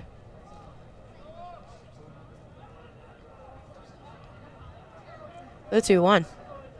That one is hit right over to right field. Sturgis looked to drop back on that one, but if you've ever been to this stadium, and there goes Turner all the way to home. Scoring from first base. I mean, that hit was just a twisted ankle waiting to happen.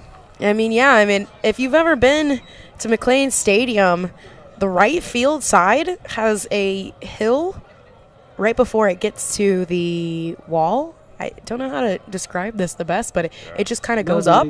And so that ball was hit right on the hill, and you've got to turn around and pick that one up because you can't really step back into it. Otherwise, you're going to sprain your ankle. So No Miller hits it right on that tiny hill, giving him a double. So Jeffress up to bat. He had a single with an RBI his last at bat. So he looks at the first pitch for a strike. Jeffress 1-2 today, striking out in the first. But he had that single RBI in the third. And he fouls that one up and over the press box for the second strike. Count 0-2, 1 out. Noah Miller on second. Colby Turner scoring from first base.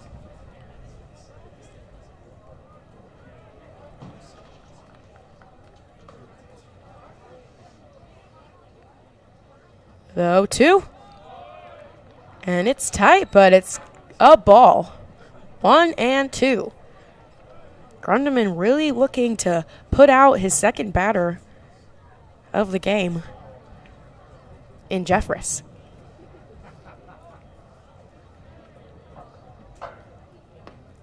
The 1-2 is low. Forcing it over to a 2-2. Jeffress really battling here, making sure he has a keen eye on these pitches.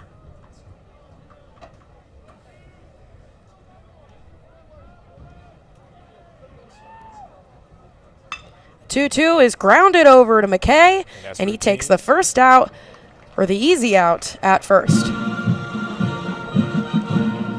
So 2 outs on the board now for the Spartans. Noah Miller moving over to third on that hit.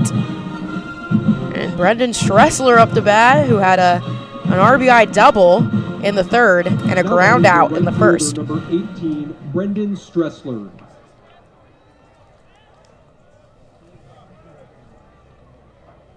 Noah Miller in scoring position for the Wolverines. Grundman on the mound.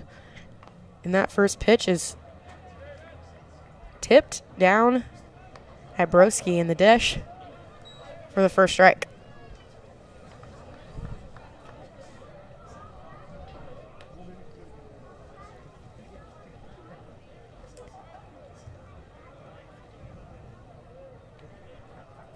So 1 is out and downside. Out and downside. Out and down and outside. Down and outside. Down and outside. I like to make up my words here and there. So already 1 run on the inning so far. The score is 6-1. That one nearly brushing Stressler's elbows.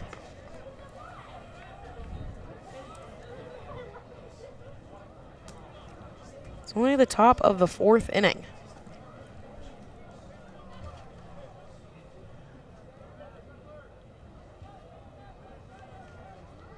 The 2-1 is fouled over the Michigan dugout. Brandon Mann making his way over to pick up the ball. So 2s across the board, 2 balls, 2 strikes, and 2 outs. Stressler battling here to bring home Noah Miller. That one is low to make it full count. These are the types of battles I love to watch. Full count, 2 outs. Grundman on the mound.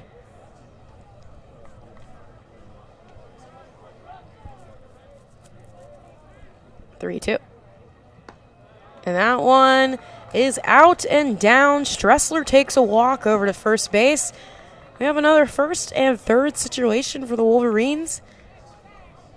Doesn't look like Broski's calling anything. Now batting for Michigan, the left fielder, number 3. And now Greg Pace Jr. up to bat with 2 outs.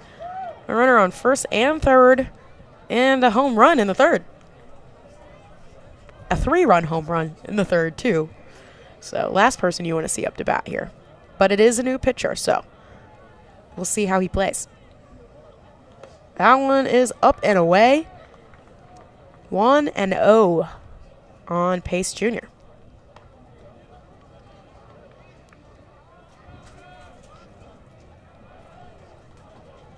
Grundman looking for a putout to end this inning. They shifted over hard to the left side, of the yeah. field. That one is in at the shins for the second ball. You're right. The shift for the infield is completely on the left side. Not even worried about Stressler at first and his possibility of stealing. I'm saying if I'm Stressler, I'm taking the base, yeah. The 2-0 is in for a first strike on Pace Jr. Yeah, I'm not sure why they haven't sent Stressler. Doesn't look like they're even worried about him.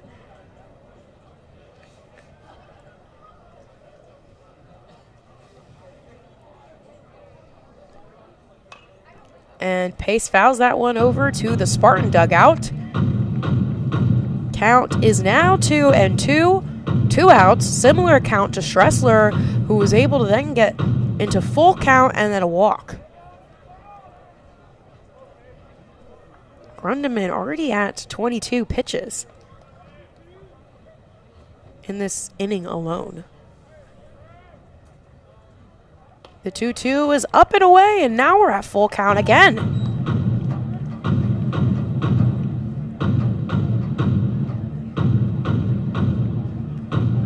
Grundman really struggling to get 3 in a row. He'll get up in the count and then fall behind. So we'll see what this full count pitch does. And it's right down the middle. Greg Pace caught looking. And Grundman retires his first batter. As we head into the bottom of the 4th, Grundman keeping it to 1 run. The Wolverines are up 6-1. as it is now the bottom of the first. If you're the Spartans, Ralph Bland, what would you do in this instance? Or what is something that, if you're Jake Boss, that you're telling your guys in the dugout? Honestly, if I'm the Spartans, I'm going to just tell my guys, just take it one at bat at a time, trying to be consistent. We've seen the pitcher before, so just going in, trying to get hits, get on base. Don't try to be a hero. Let's just score some runs. Yeah, don't try to be a hero is a good statement here. You can't, baseball is a game you can't win alone. Just can't be you out there. It has to be everybody, and so you can't focus on playing selfishly. Do what you can for the team. Yeah, I would say baseball is probably one of the only sports where you just can't do it yourself. At all. Unless you're Shohei Ohtani, I mean. Hey. You just like made all the enemies with Dodgers fans out there.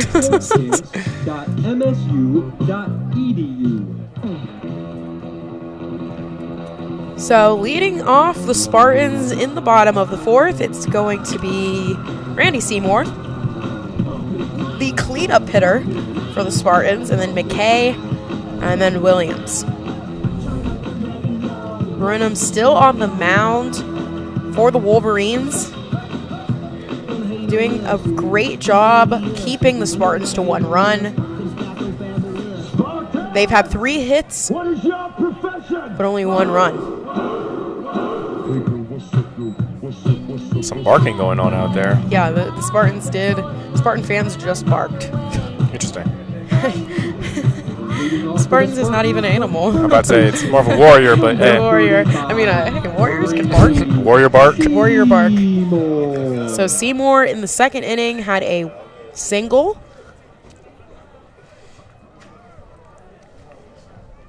First pitch is fouled, back and out over the press box. So the count now stands at 0-1. The infield shifted to the left side.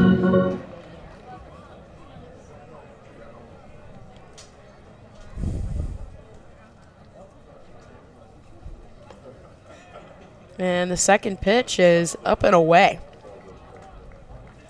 Shane Brenham at 49 pitches so far. He's throwing a great game. He's throwing a fantastic game. 3 strikeouts. This ball is hit right over into that shift. Culbertson fields it nicely for a first out. Easy out at 1. That shift finally paying off. Yeah, the shift is paying off there. Got hit right over to where he was. Have to say, I do enjoy Michigan State's walk-up songs. There's some pretty good walk-up songs. I'll try to turn it up so you can hear, guys. So that if you want to know what Ralph Bland's taste in music is, it's this. So McKay is now up to bat for the Spartans after Seymour got out at first, and that first pitch is in for a ball. 92 miles an hour. The pitch speed is now up on the board. Oof. If I'm Michigan State, I don't want to see that. Yeah. As a freshman, hitting 92. And that pitch is in for a strike. Great pitch. Oh, and now it has disappeared. Yeah, now it's only picking and choosing when it wants to give you the speed. So it counts 1-1, 1 out. That one is nearly hitting Shane Brenham, but again, the Wolverines shifted in the correct spot. Culbertson was able to field that and get the out at first.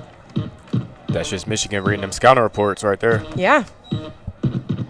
Good on the coaching and good on the studying by the team to be able to know when to shift and where to shift.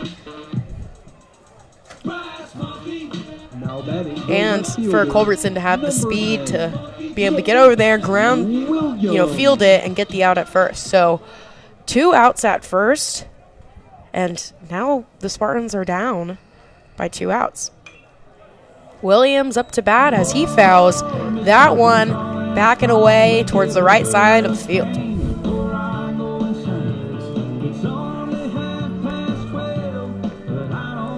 Sydney's enjoying the country song, showing our the country. Different tastes in music, as you guys can see. The one is hit almost to Shane Brenham again, but that shift, Colby Turner now, I mean, it was the same exact spot, but the first time it was Culbertson, the second time it was Turner, but both of them, that middle infield, killing it today on those easy outs at first, doing their job. Definitely. And now we are going into the top of the 5th inning with the first 3 being retired by the Wolverines. Sydney, we've had this conversation before, but if you were at bat, what's your walk-up song? Oh, so, okay, in high school, it was Bill Nye the Science Guy, believe it or not, and, you know, I really wanted it to be the Duck song. I don't know if you know the Duck song. The duck walked up to the lemonade stand. Oh, yeah.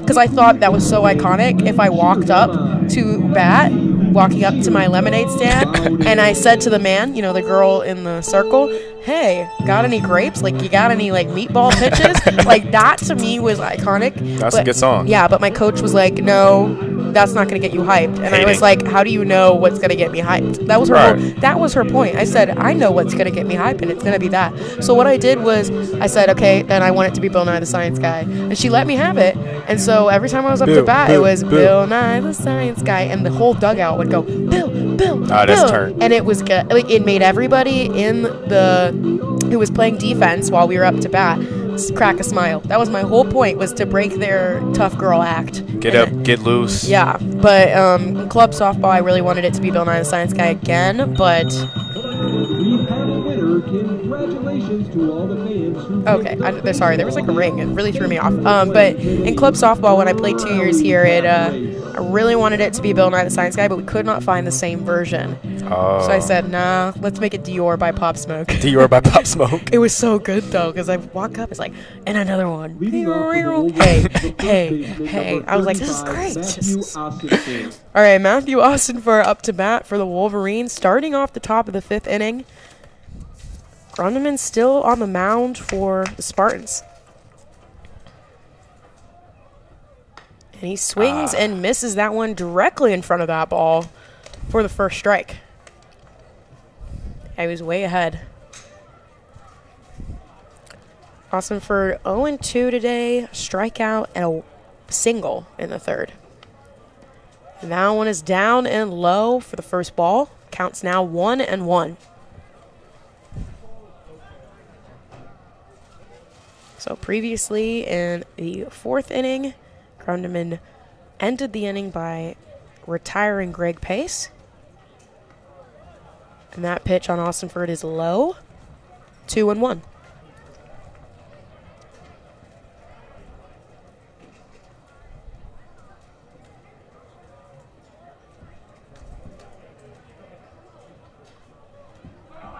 The 2-1 pitch is right down the middle for the next strike. It's now 2-2. Austinford now having to battle that pitch 90 miles an hour.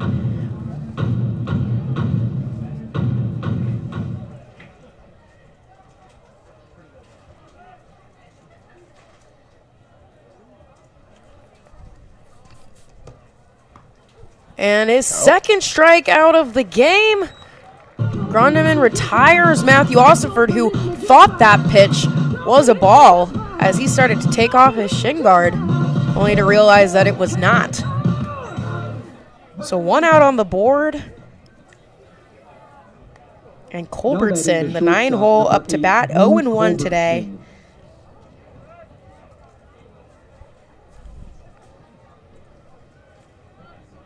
He just made 2 amazing plays from shortstop in that last he did. Last inning. That first pitch wide for the first ball.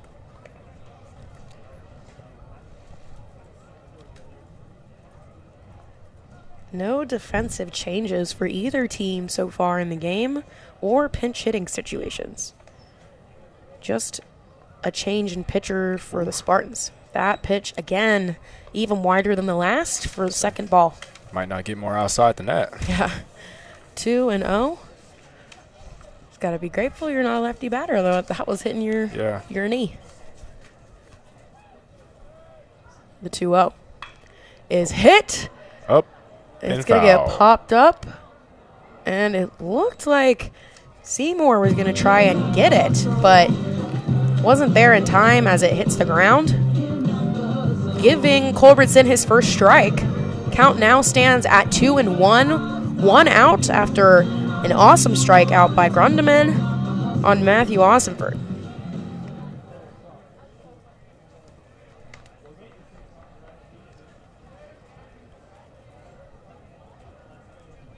Here comes the 2-1.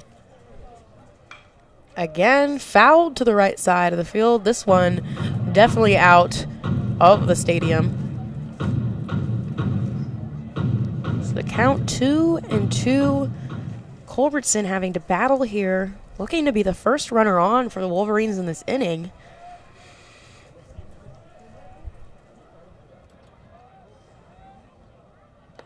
And he swings and misses on that one, but Broski drops the ball, but he makes that throw at first for the second out. So we're now in the top of the lineup for the Wolverines again.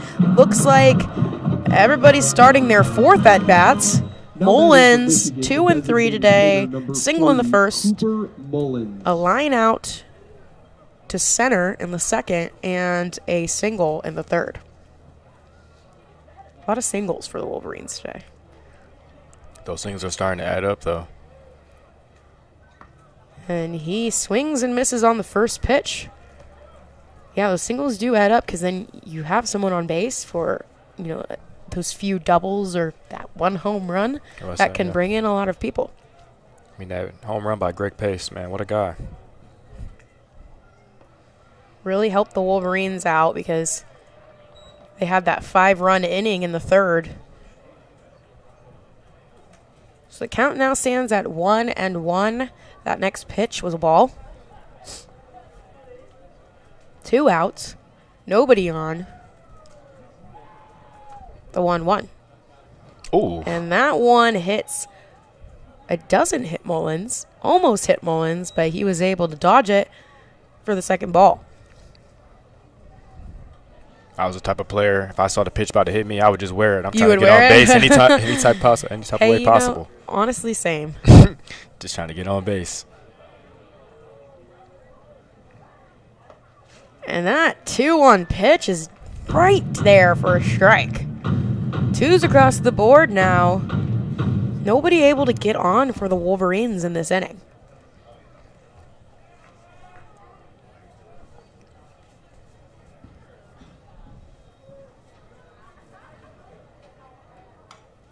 And Mullins is able to foul that one down and away, staying in it.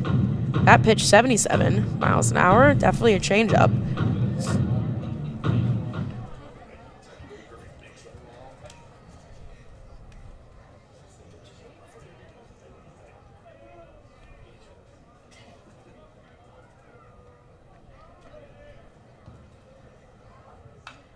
Mullins again fouls that one back and up. It's coming right at me. Yeah, he's staying in it. Yeah, Mullins started as designated hitter coming into the series in 6 of the last 7 games, played yesterday, so makes it 7 of the last 8 games.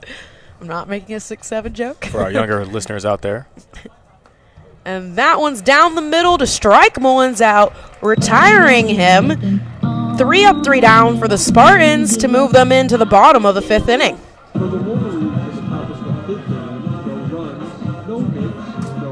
And ever since that 5-run homer, we've seen the Spartans able to battle out and been able to kind of prevent any more runs. Kind of the story of yesterday, too. Despite being down, they were able to still hold their one and make it difficult for the Wolverines to have a good win. I wonder if they can capitalize on those zero-run innings.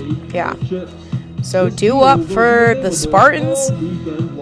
Kamari Thomas, Broski, and Deckinga all only having 1 at-bat. So whereas Mullins just had his 4th at-bat, we're starting to get into 7, 8, 9 for the Spartans, and they're only at 2 at-bats coming into the. So they've only had 1 at-bat already, and they're coming in at their 2nd at-bat. It just shows kind of the Wolverines really burned through their lineup already.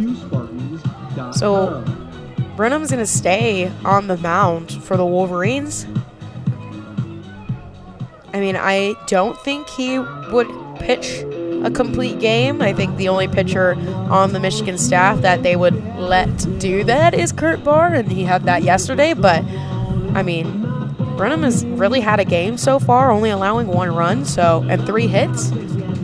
I think let him stay as long as he can. He's out there having his way. Why not let him have it some more? Yeah. Only 1 walk. He did have a wild pitch, which is part of that 1 run. It was earlier in the first inning.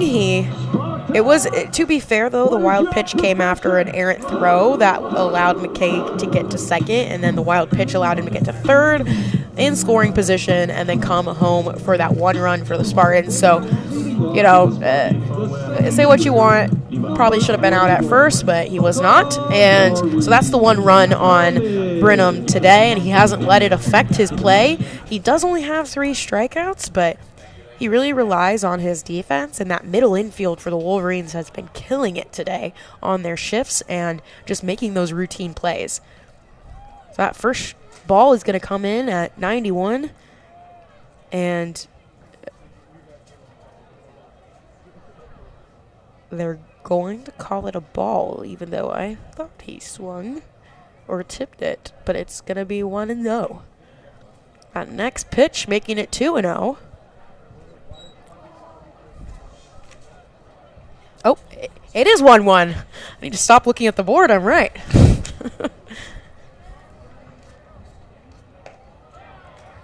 Kamari Thomas swings at that one to make it 1-2. So Thomas coming into the series leads the team on base percentage. He's only had 1 at bat, so he hasn't really been able to get there, and he hits that one right at Shane Brenham, and he's going to make it to first. It's that speed. That speed is what makes that on base percentage good for him there. And if that ball didn't hit Shane Brenham, it might have been able to get there in time, but ball got delayed. Let's see if Michigan State is able to capitalize with this runner on. Yeah, don't leave runners on base. That is the stat, if I was a coach, that I would be hyper fixated on, is the left on base percentage. Where in this lineup can I mix it up so that we're not leaving people on base? Definitely. So Kamari Thomas is going to be at first now with Broski, the catcher. Wouldn't be surprised if he took second and stole here. Oh, yeah, 100%. Brenham checks, but goes for the pitch, and it's hit right over to Culbertson, and Turner gets that throw at first for an out. A double play for the Wolverines. We saw them struggle with one of those already in the game so far with an errant throw, but they were able to make that one happen, making it 2 outs in the inning. I mean, it's so easy to see that anything could happen. Anything can happen. You could have somebody on base, and 1 hit gives you 2 outs. So you really just need to lean into some quality hits, not hitting it right into Culbertson over at short, who's just been getting so many putouts today, that middle infield of the Wolverines. First pitch on Deckinga. It's going to be a ball. Again, even Tracy Smith asked where that was, and looks like he said it was a little out, but tight strike zone. It'll be interesting when they have the ABS and MLB. Will they bring it down to the college level, or? I wonder. I mean, the ABS it's cool, it's nice, but then at that point, why have an umpire? I mean, because half the time they're wrong. Well, at least half the time I've been seeing, they've been wrong. Everybody makes mistakes, though. I feel like, you know, 1-2 challenges couldn't hurt. Yeah. Until if I'm a catcher, I'm challenging all of them. So the count now is 2-1. After that outside pitch, he was able to make the mark for a strike, and then that next pitch was a ball. And there he goes for the second strike. 2-2. 2 outs. Nobody on. After the middle infield for the Wolverines were able to make a double play on Kamari Thomas and Broski. And there's a swing and a miss. Shane Brenham gets his 4th K of the game, shoving us in to the top of the 6th. And, I mean, after every inning he throws out a strikeout, more and more people just keep on leaving. Yeah, Shane Brenham having a game. really trusts in his defense to make those routine plays. So he's going to throw pitches that they may be able to hit, but not hit far. That outfield really hasn't been tested for the Wolverines at all. So I think if you're the Spartans, you're really going to need to start getting bigger hits. Yeah. Start hitting it in those gaps, test that outfield. Yeah. So Colby Turner is due up for the Wolverines. 3 singles in his 3 at-bats so far. Extremely consistent of a hitter.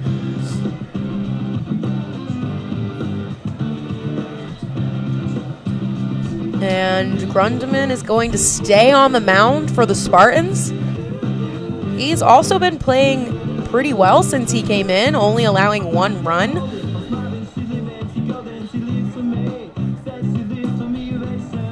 Looks like Tracy Smith is talking with the first base umpire.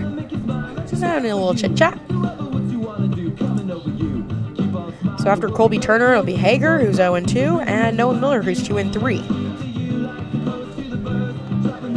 Colby Turner is the only batter on the Michigan order batting over a 400. And then there are 2 300 hitters, which is Haeger and Noah Miller. And then after that, the majority of the batters are hitting right underneath that 300 mark, which I always say if you're above the 300, that's where you want to be. So they're not too far off. A lot of them are 288 and 275 and 298. So that's not a terrible place to be. You just need to get a couple more good at-bats and raise that average up.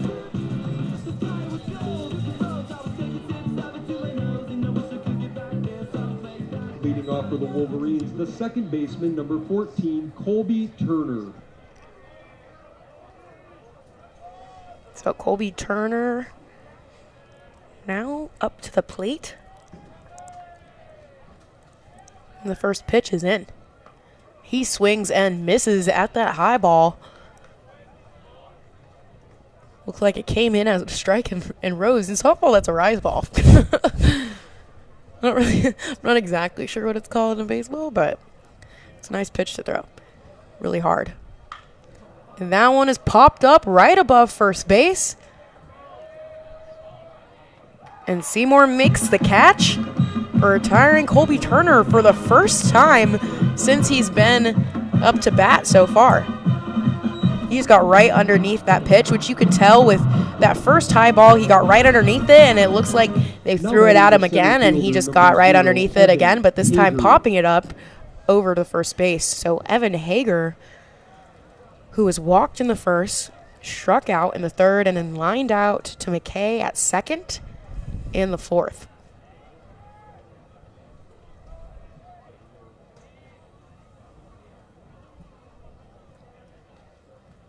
First pitch is in and hits them on the arm. And he's going to wear it and take that first base.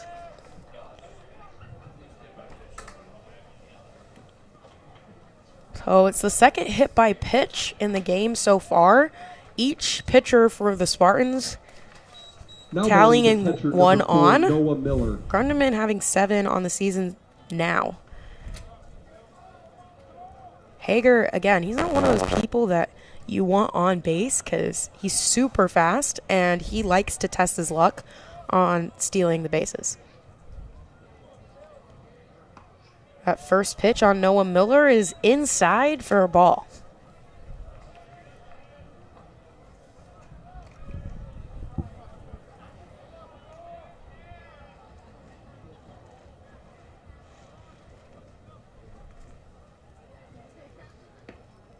And that next pitch, again inside, but this time he makes the mark for a strike.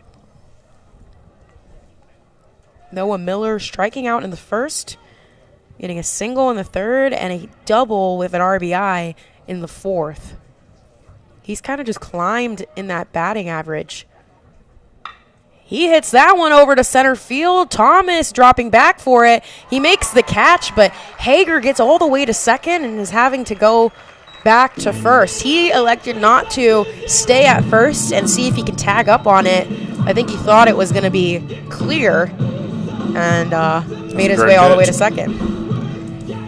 Yeah, that one had enough air that if I was Haeger, I probably would have made it halfway down the baseline to see if I could maybe make it back and tag up, but still he is staying on first, and Jeffress is now up to bat.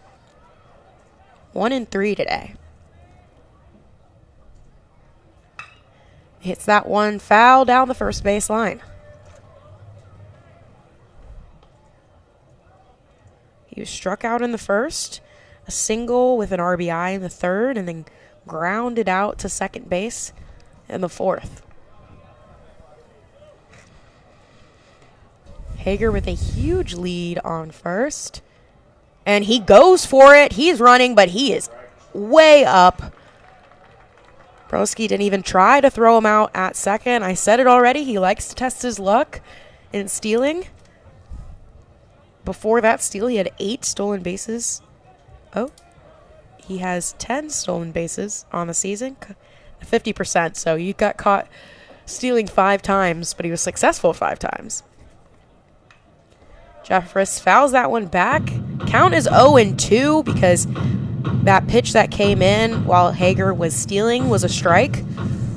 So he's able to foul that one back to stay in the count.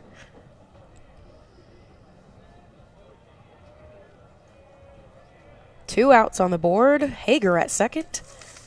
The 0-2 is up for the first ball.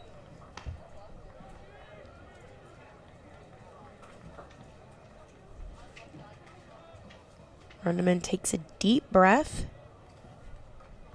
Not really checking Haeger at second at all. Oh, there he goes. He checks him. And he goes for the pitch.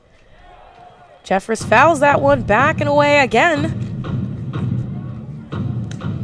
Rundeman with 51 pitches in the last his 2 innings that he's pitched. That's something the Wolverines have really done well, is wear out the pitchers.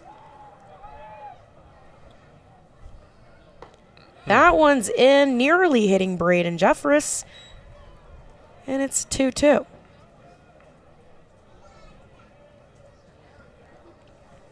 Jeffress, a left-handed batter, going up against a left-handed pitcher here.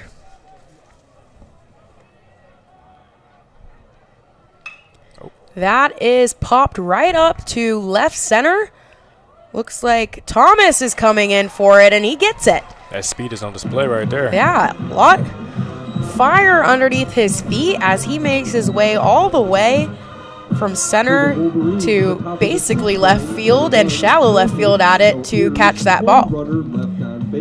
So that's going to take us into the bottom of the 6th inning. The Wolverines unable to get a run on board, leaving Evan Haeger at second. The score remains 6-1. It was that 3-run home run by Greg Pace that really kicked the Wolverines off in the 3rd inning. And they had a hot 3rd inning with 5 runs and got 1 run in the 4th inning. But other than that, have been dry. The Spartans only getting 1 run in the 2nd with a little bit of help from the Michigan defense. Other than that, they haven't been able to get their bats going. So Shane Burnham is going to stay on the mound. He's only at 66 pitches, which, if you heard me earlier, Grundeman, who's their 2nd pitcher for the Spartans, he was at 53s, around there. So that just shows you the Wolverines have really just worn through the 2 pitchers for the Spartans, because I believe Monk, who was their starting pitcher, also had around 50 pitches as well. So collectively, Shane Burnham has only pitched 66 pitches, and both the Spartan pitchers total up to around 100 pitches. What is your profession? Take a sip of water every time I say pitches.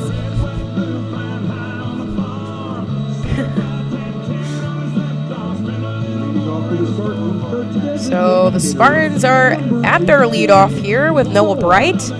His 3rd at-bat of the game so far. He's 1-1 today. Walked in this 1st and then got a single in the 3rd.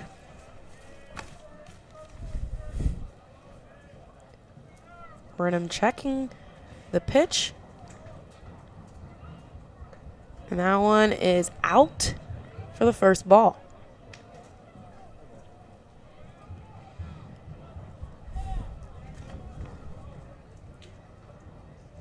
That second pitch is hit right into the left field gap. Pace Jr. comes in and catches it on a hop, keeping Noah Bright to a single.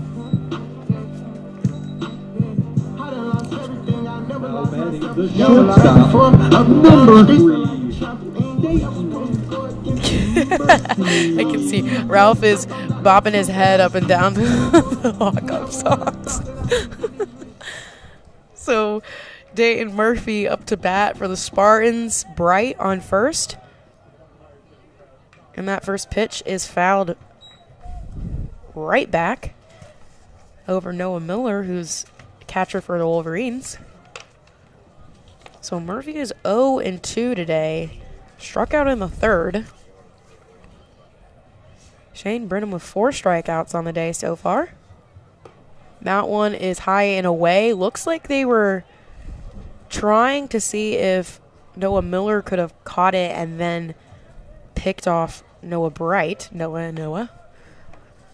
But I think they're going to let Shane probably finish the day, it's looking like. Yeah. Nobody's warming up. Yeah, that is good on you to note that. Nobody is in the bullpen for the Wolverines. I didn't even notice that.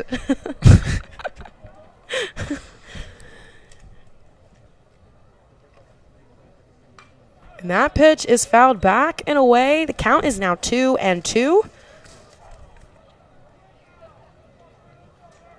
Murphy battling here, trying to move Noah Bright over. We haven't really seen the Spartans try anything at the plate in terms of bunting or any sort of offensive plays. That one is hit over to center field. Evan Haeger getting right underneath it and keeping Noah Bright at first. That'll be the first out of the inning. Sturgis up to bat. He's 0-2 today. Again, he hasn't really had a hot bat today, but if I had to say anything, he's probably due just because he's one of their best hitters. He usually gets around a hit a game at least, so this might be that hit. This might be that hit. We'll see. Again, Bright on first. Brenham tries to pick him off, but he gets back in time.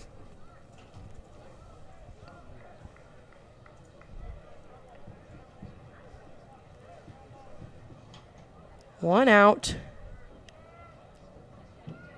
First pitch on Sturgis is hit right into a gap between first base and second base. Bright turns 3 and makes it all the way to third base. Sturgis stays at first. We kind of called it, didn't we? We said he was due for a hit. He's normally somebody who hits. And never mind, somebody's walking to the bullpen. Yep. I mean, just from my eyes, it looks like it could be Preston Barr, but we'll see. Or it could be Eric Putinez. I'll see. I don't know. Yeah, we're far away. I can't someone's tell. definitely about to start warming up. Yeah. Might have somebody just close him off, but other than that. Oh, wait, looks like it. Isn't that That's Brock that's Cade. Oh, that's Cade Montgomery. That's Montgomery. Cade Montgomery is over there too. They're getting a couple people warming up right now. Couple people warm, couple people going. But we'll see. I think Shane Brenham is still doing really well. No, yeah, definitely. No need to pull him. Yeah. So Sturgis on first, Noah Bright at third, and Seymour up to bat. He lines that one foul towards the Michigan State dugout. And it does look like Cade's going to warm up in the bullpen. It's Cade Montgomery. Yes. Looked like you were struggling to see. Well, I was trying to. There's 2 pitchers in the bullpen right now. That one is lined all the way over to Culbertson, who then gets the out at second with Turner, but then Turner tries to throw at first, and again, an errant throw that allowed Seymour to make his way all the way to second. So basically what happened was Noah Bright scored on that hit, Culbertson fielded it, went second at Colby Turner, who got the out on Sturgis, but then tried to make the throw at first, and Matthew Austin-Ford missed it. It looked like they didn't count it as an error. It looked like an errant throw. I'll say it was an error. Maybe they just didn't Maybe put it it on the hasn't board. counted yet. But anyways, so that'll put Seymour at second and McKay up to bat. And the Spartans now get their second run on the board. And there's 2 outs. There they go. They about to add it on there. Okay, yeah, there's 2 errors now for the Wolverines. It's crazy because that's been their strongest part, their middle infield. Right. But that's where their 2 errors came from as well. That middle infield's really been tested today. They really have. So that is going to count for the second ball, and it's down and away on McKay. So in the second, he was the one that made it on that fielder's choice. But it was an errant throw at him at first, and so he was able to get safe. And then a wild pitch allowed him to get to second. Or, no, the fielder's choice allowed him to get to first. Errant throw. Well, anyways, McKay was the one that scored. I said it a couple times already, so you can rewind our broadcast and listen back. So it's 2-2, 2 outs on McKay, Seymour at second. The Spartans got a run on the board in this inning.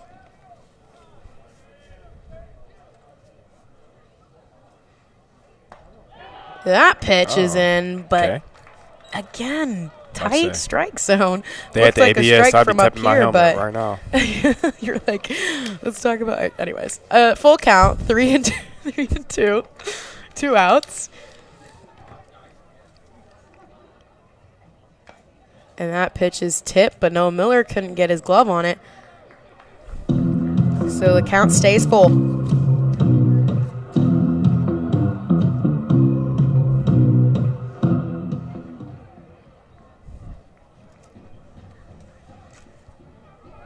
Full count, 2 outs, runner on second. And Brenham catches him swinging. That's his 5th strikeout of the game. And it'll put us into the top of the 7th. For the Spartans, the Freshman has been killing it today. Just sending those fans home. Oh. No, I mean, they're all just probably going to get some food because it's in between an inning. So 2 up for the Wolverines is Stressler, who's 1 and 2 today. Grounded out to second in the first, had a double in the third with an RBI, and then walked in the fourth. After him, it'll be Greg Pace Jr. and Austin Ford, so it'll be the 6, 7, 8 for the Wolverines. Looks like the Spartans are going to keep Grundman on the mound. Nope, they are electing for a pitching change. So it'll be the 3rd pitcher for the Spartans today. It went smack down the fairway, and it started to slice just smidge off line. It headed for 2, but it bounced off 9. My caddy says, long as you're still in the state. Seems like Bobby Crane is the new pitcher for the Spartans. He's another lefty, so it looked like they tried with the righty in the first 3 innings, and then the Wolverines' bats got really hot. Then they went for the lefty and Grundman, and now another lefty in Crane, who's a freshman from Grosse Pointe, Michigan, which we have a couple of Grosse Pointe, Michiganders on the Wolverines team. Did he go to Grosse Pointe South? He went to U of Detroit Jesuit High School. Oh, he went to UD? U of D, yes. Yeah, it's UD. And if you don't know, Ralph is from Detroit area, so he knows the high school lingo.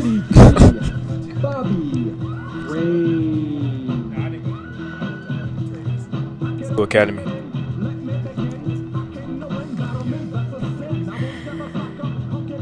Looks like everyone else is going to stay how they were in the defense. No other defensive changes.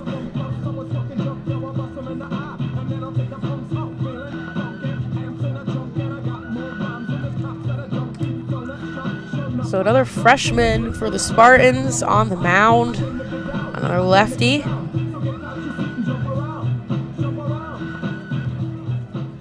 So the Wolverines are 11 for 27 today on hitting. As a team, batting a collective 407 with 2 walks, 8 strikeouts.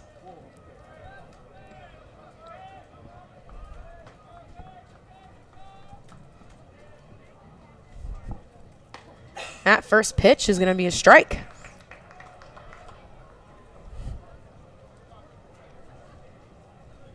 In leadoff position, Stressler is hitting a 386 or 85, so that's not too terrible.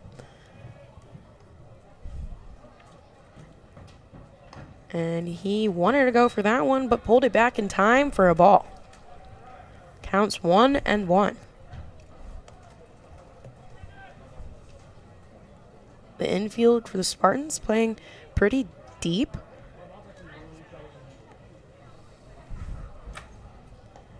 And that off-speed pitch, Stressler's going to look at for the second strike.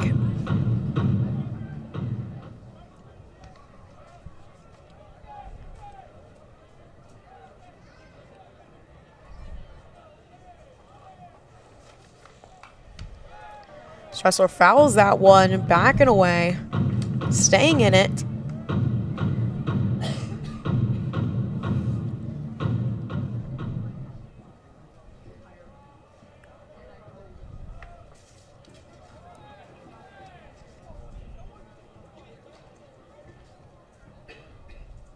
The 1-2. Stressler half swings, and he's called going around for a strikeout. First the batter, Bobby Crane, faces. He retires. Now Greg Pace Jr. up to bat.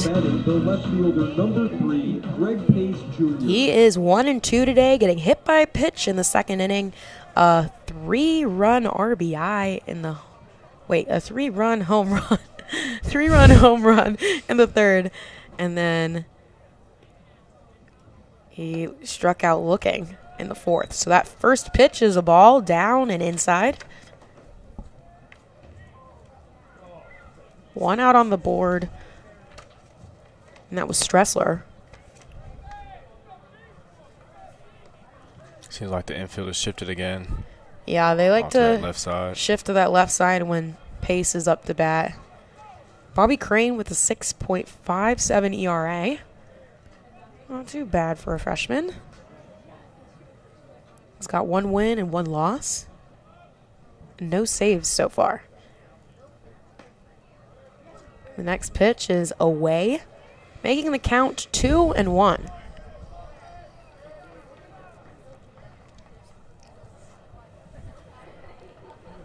Pace trying to stay disciplined at this at-bat. And he hits that pitch, popped up into shallow left center. Thomas is coming in for it, and he gets it again. That speed from that center fielder, he's really come over into the left side of the field. He's like, why have a left fielder? I can make the the catch, and he's done it so far during this game. That's the second out on the board of the inning. The first baseman, number 35, Matthew Ossenford. Matthew Ossenford up to bat. Lefty batter, junior, 1-3 today, batting .217. And he hits that one right down the right field side, and he's going to take advantage and get 2 bases out of it. That's a double for Matthew Ossenford.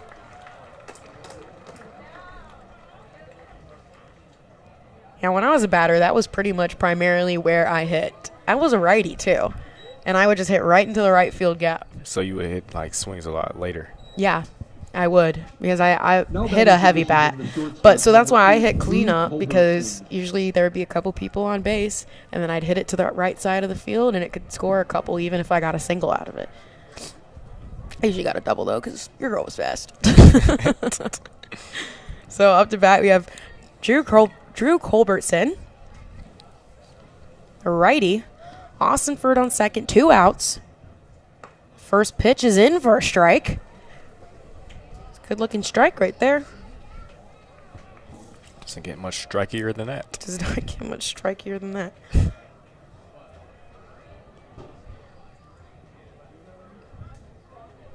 The 0-1. That one is away and high for the first ball.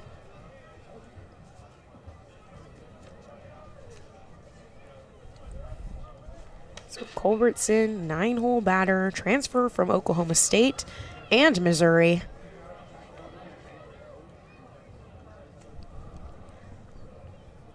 And he hits that one down the third baseline. And it's going to be thrown out. He's going to be thrown out at first for the third out, taking us into the bottom of the 7th inning. And we were talking about pitchers warming up, but it doesn't seem like anybody's warming up now. Just a little bit of football in the bullpen, but nothing too crazy. Yeah, it looks like they might just have Shane Brenham finish out the game. I mean, there's 3 more innings left. It's the 7th inning stretch, and he's still out here for the Wolverines. I mean, but we'll see. I have no idea. He's been playing fantastic. Yes. He's really been showing why he should be staying out there. Yeah. Limited to 2 runs, 6 hits. I mean, he's been killing it. Freshman. Hey. Freshman. I mean, that is why he was the Big Ten Pitcher of the Week and the NCBWA Co-National Pitcher of the Week. So his ERA is only going to get better.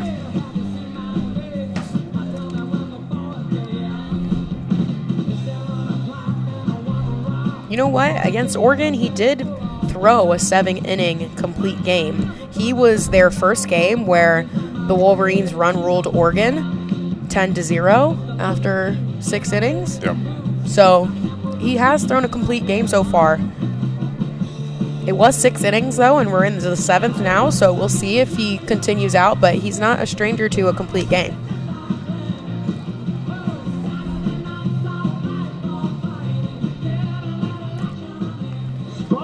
Retired 15 straight hitters in that game. Crazy. Looks like some more barking going on out there. Yep. Leading off for the Spartans, the left fielder, number 10, Nick. Never mind. Seems like Williams. Cade has started to warm up again. Yep. Touching the rosin bag. Yeah, so the defense for the Wolverines stays the same. Brenham's still on the mound, and Williams for the Spartans up to bat now. He swings and misses on the first pitch. 0-1. That pitch was 87.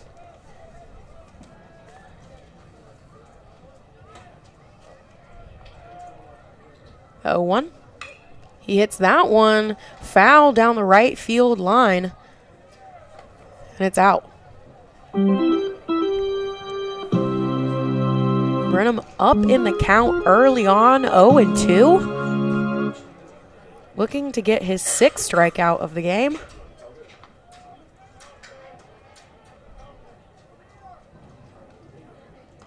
That one out and up at 92.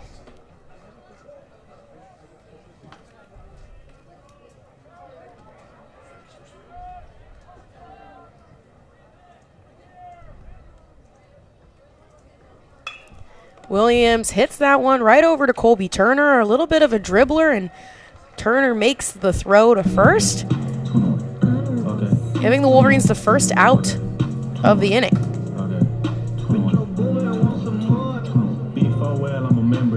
Kamari Thomas up to bat now from Chicago, Illinois. He's a sophomore. He's that center fielder who's been running all over the outfield making putouts. His first pitch is way up for the first ball.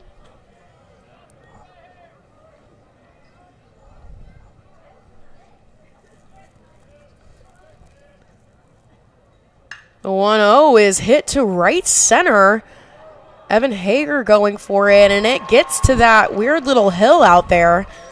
And Kamari gets a double out of it. He hit that straight into the gap. He did. And not even the speed on Evan Haeger could make it in time. Honestly, I think if anybody else was out there in center, he probably would have gotten 3 bases out of it. I will say his shoe did fall off. Oh, Kamari Thomas. His shoe? Yeah, he just Evan had to pick up his Haeger's shoe. shoe? No, Kamari Thomas, his shoe fell. Or was that It his came off. his arm guard? His shoe fell his off. His shoes fell off. He And put then it on gave that his shin fast? guard. Yeah. Like when you Dang. turned away. When I turned away for actually 2 seconds. That's crazy. Yeah, his shoe fell off. Okay, well, he was running that fast. Yeah, I say with his shoe off. With his shoe off. That's funny. Up to bat now is Adam Broski, the catcher. Kamari Thomas on second after a double. First pitch is wide and low for a ball.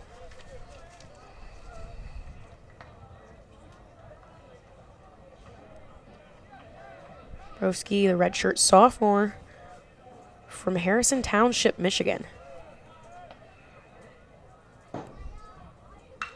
He hits that one to right field. Stressler going for it, and he makes the catch. And he keeps Kamari Thomas at second. I'm thinking if Kamari Thomas was, aware of a tag there, he probably could have made it. Yeah, over no, to I third. was definitely thinking the same thing. If But he wanted to. He kind of got too much of a hop off of second there and had to make it back to second. Yeah, that's the perfect hit to tag up on. It's out there in deep right field, and you're at second, and you're one of the fastest on the team. You got to tag up on that. So 2 outs on the board. Only 1 runner left on base, and he's Kamari Thomas at second. And pinch hitter for the Spartans, Parker Pico. Parker Pico, the junior from Rochester Hills, Michigan. And now there's going to be a mound meeting with Shane Brenham. Doesn't look like Kane Montgomery is ready in the bullpen to come out, so it might just be a chat about the new pinch hitter. But Parker Pico is a transfer from Alabama. He played 1 season there, the 2024 season, and he played with Evan Haeger, who's the center fielder for the Wolverines, because he also transferred from Alabama and played there at the 2024 season. So a familiar face, and they're both Michigan natives.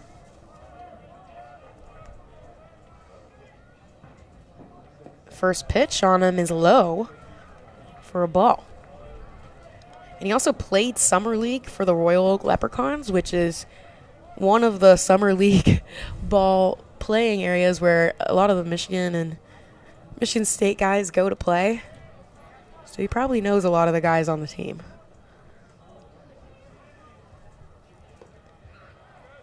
Second pitch was tight, but it's going to be called a ball. Oh, and it looks like Brandon Mann has also gone to the dugout. I mean, not dugout, excuse me. The bullpen? The bullpen. And might start warming up. Yeah, we don't know who we'll see. Pico fouls that one back for the first strike. 2-1, 2 outs on the board. You mentioned Brandon Mann. He's kind of been coming in as a closer for the Wolverines recently and playing very well. Wouldn't be surprised if they decide to pull him in. That next pitch is low and inside. 3-1. Looks like Shane Brenham is getting a little tired at the mound. This might be the last we see of him. You think so? Or? Yeah, he's reaching that 90, 93, 94 pitch count. Probably just let him close out this inning. Hey, but he gets a strike there, making the count full with 2 outs. So if he can retire this batter, I bet we won't see him in the 8th inning. But he's had a great game. A great game.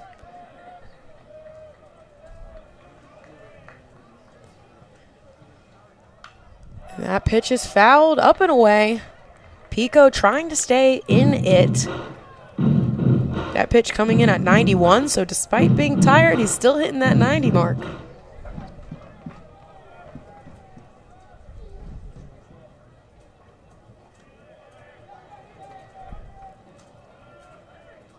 Brenham checks.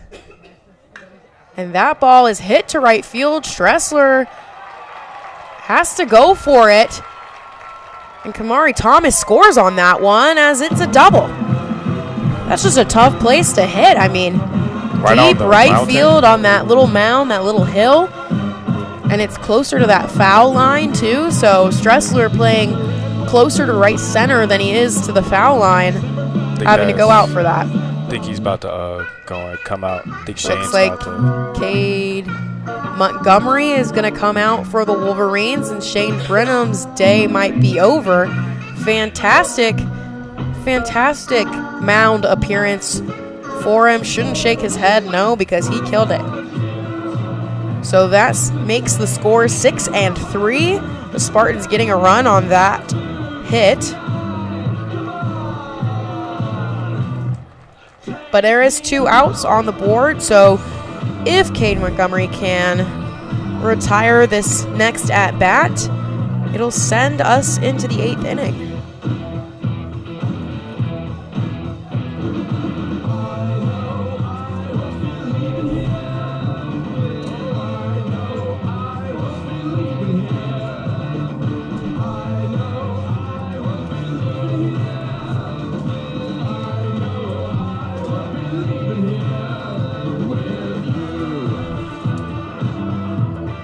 Cade Montgomery, right-handed pitcher. He did start off a lot in the beginning of the season, and then a couple other pitchers came in and started to get their reps in that starting role. Because, yeah, he was in that weekend rotation.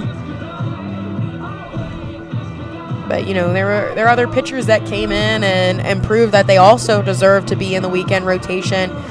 But so he's kind of moved over to that reliever role, but still a crucial pitcher for the Wolverines.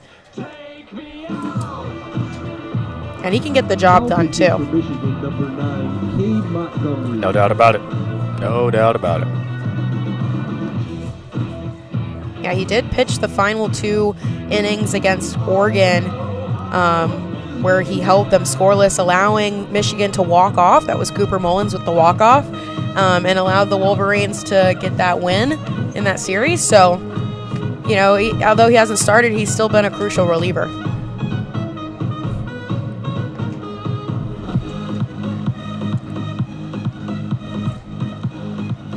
Spartans, what is your profession? Cade Montgomery is also 22 on the Big Ten draft rankings of 2026, right behind Greg Pace Jr. He's the second Wolverine on the list, so we might be seeing him in the draft after this season.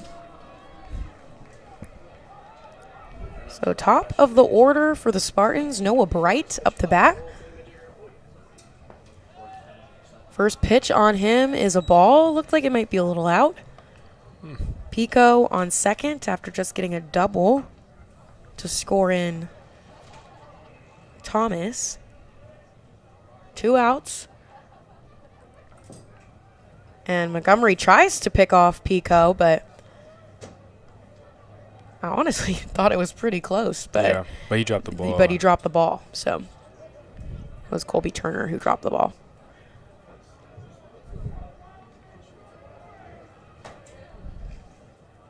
The 1-0 is in for a 1-1. Nice strike by Cade Montgomery. He's got a 6.08 ERA. That one is low and outside.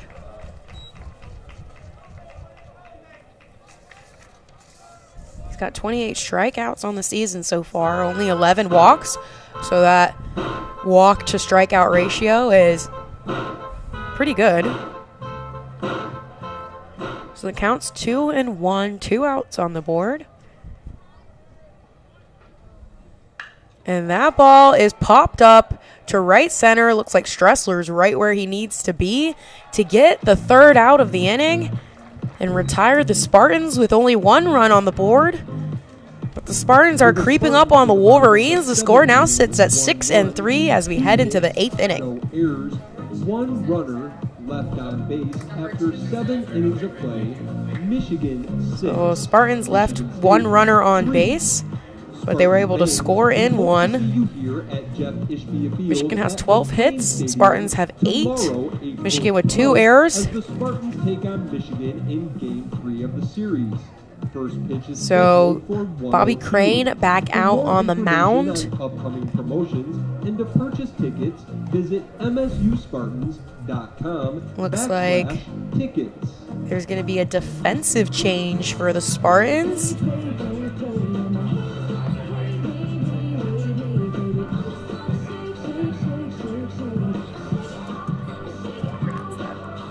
Cole Van Amade probably. Amade.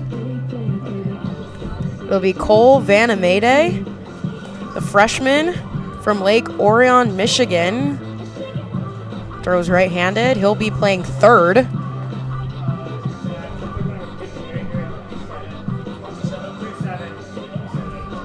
But other than that, it looks like the rest of the defense is going to stay the same.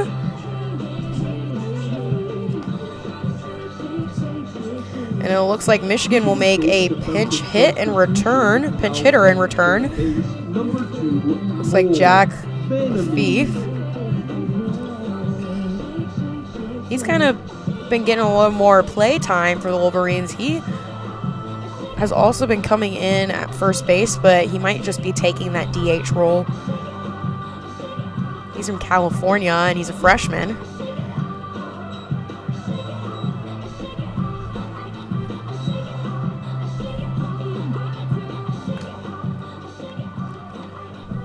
And he's a right-handed batter, 6'2". Leading off for the Wolverines, number 27, Jack Lafitte. So Jack Lafitte getting his first at-bat of the game.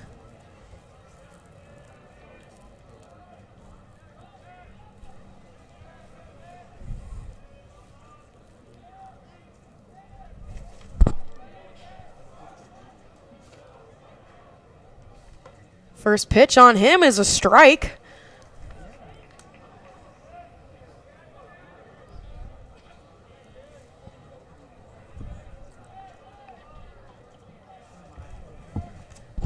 Crane going at Lafitte.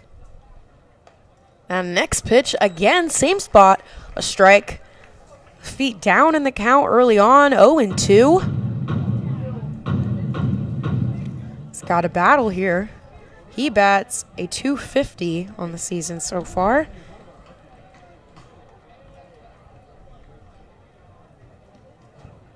And that one's inside and down for the first ball.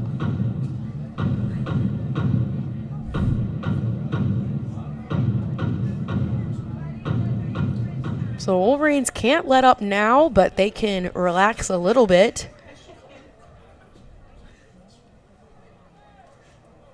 The 1-2 is way far outside, making it 2-2. I think Crane definitely missed the mark there. Wasn't the pitch he wanted to throw. Released it a little early.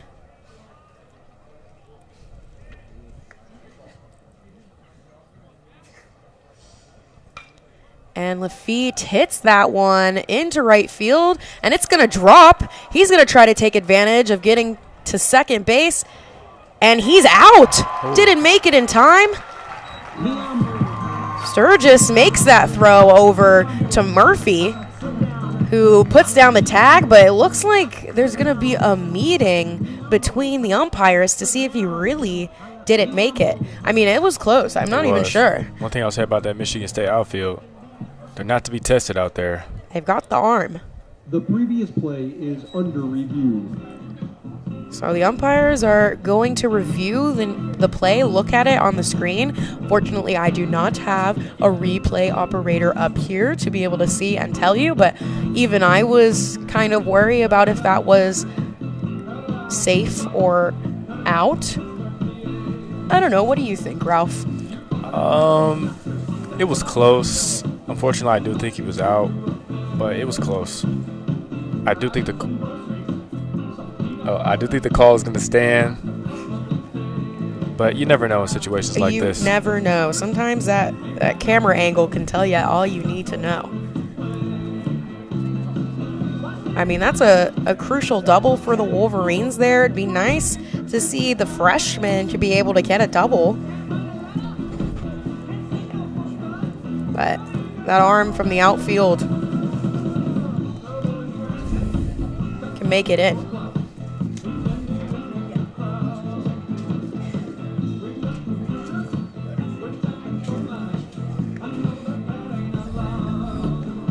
Okay, I'm going to test you on some trivia while we're just waiting for this review to happen.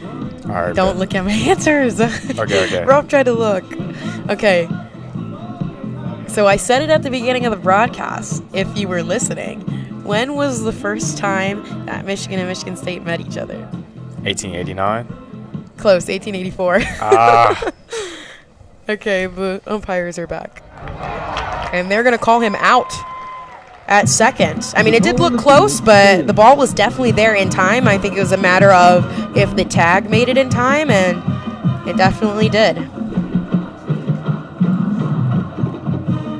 True or false? Michigan's most played opponent is Michigan State. True. Now batting Yes, the they've had second over baseman, number 300 14, meetings. Colby Turner. All right, Colby Turner is up to bat for the Wolverines after that out. Latif getting a double, but getting tagged out at second. Turner 3 and 4 today. 3 singles, and then he flew out. Didn't want that one. That was going to be a strike. Looks a little inside. I think he was creeping up on the plate a little bit there. Oh, So okay. I think it definitely was a strike, but not one he wanted to hit. Okay. So the count is 0-1, 1 out. And Turner gets caught on the off speed. I think it was a delayed swing there. He didn't know if he wanted to swing at it or not. It's 0-2 on Turner.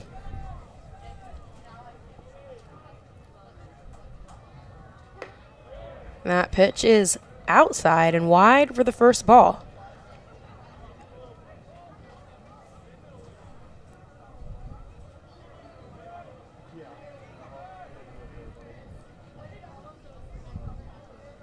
The 1-2. Turner hits the high ball, but it goes directly over to Murphy, who throws him out at first. Murphy at shortstop making the throw to Seymour at 1. So now there's 2 outs on the board. The Wolverines unable to put a run on the board in this inning. The first 2 batters Now batting the center fielder, number 0, Evan of the Haeger. inning out. Evan Haeger up to bat. 0-2 today, has a walk and a hit by pitch, but he also struck out and lined out to second.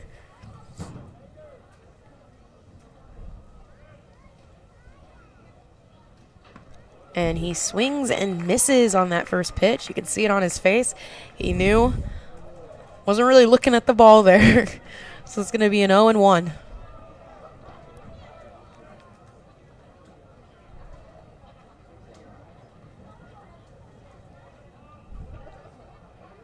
The 0-1. Up and away. It's interesting because the right-handed Colby Turner likes to creep on the plate, whereas you can see here Evan Haeger, he doesn't really like to be close to the plate there, and he's lefty.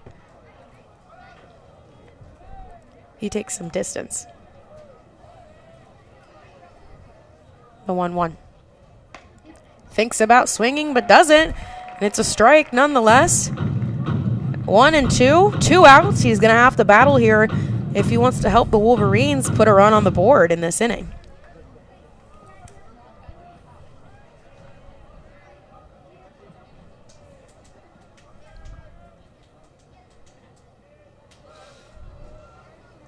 And the 1-2 is in. Thinks about swinging, but holds back for a ball.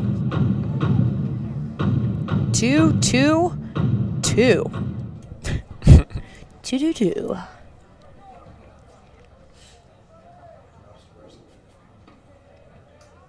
Bobby Crane on the mound. And he strikes him out. Crane getting his second strikeout of the game so far. Retiring Evan Haeger and moving us into the bottom of the 8th inning. For the Wolverines at the top of the 8th inning, no runs, 1 hit, no errors, no runners left on base. Spartan fans make Due up for the Spartans is Dayton Murphy, Isaac Sturgis, and Randy Seymour. When they take on Western Michigan at 5 p.m. Montgomery still on the mound for the Wolverines. Looks like they might have him close out, but they do have Brandon Mann warming up in the bullpen, so they could have Brandon Mann pitch the 9th inning. I could see them doing that. Could see Brandon Mann come in, finish it off strong. Yeah, if Cade Montgomery isn't able to go 3 up, 3 down, I can totally see Tracy Smith putting Brandon in there. It's kind of Michigan's gone cold after that 5-run inning. 5-run inning, and then they got 1 in the 4th, and then has been, like you said, cold since. Whereas the Spartans have slowly but surely creeped up.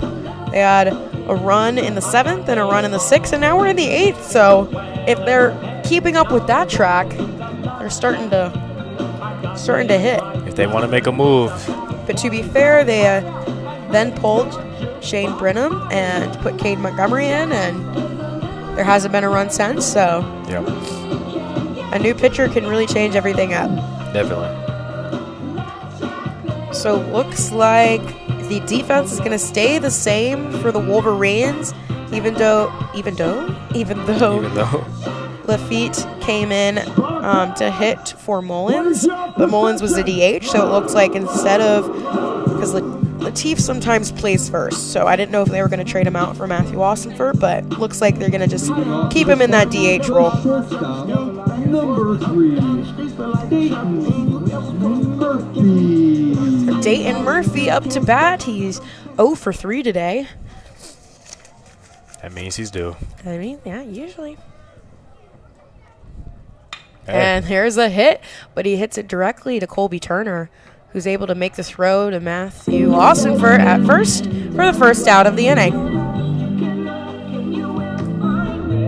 So Sturgis now up to bat, the lefty and the right fielder. Now batting the right fielder, number 8, Isaac Sturgis.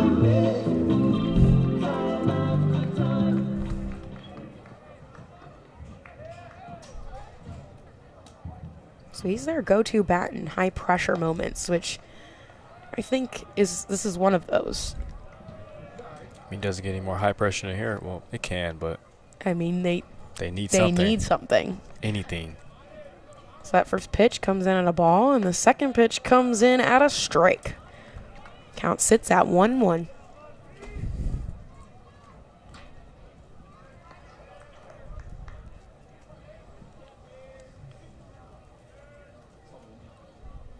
That one's low and outside for the second ball.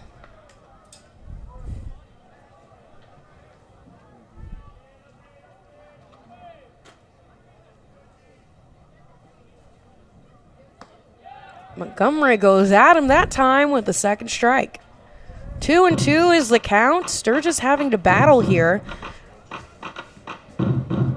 He was dry until his last at-bat where he was able to get a single. And that one, most likely a little low and outside. 93. 93. Full count. 1 out on the board. Nobody on.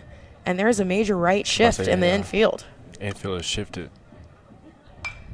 And he fouls that one to the left side of the field. So a little dangerous of a shift here if he stays on that one. But that one was 95 miles per hour. So I'm assuming he just got a little bit of the end of it. Count stays full. And that one was close, but Montgomery's going to walk Sturgis, giving him first base.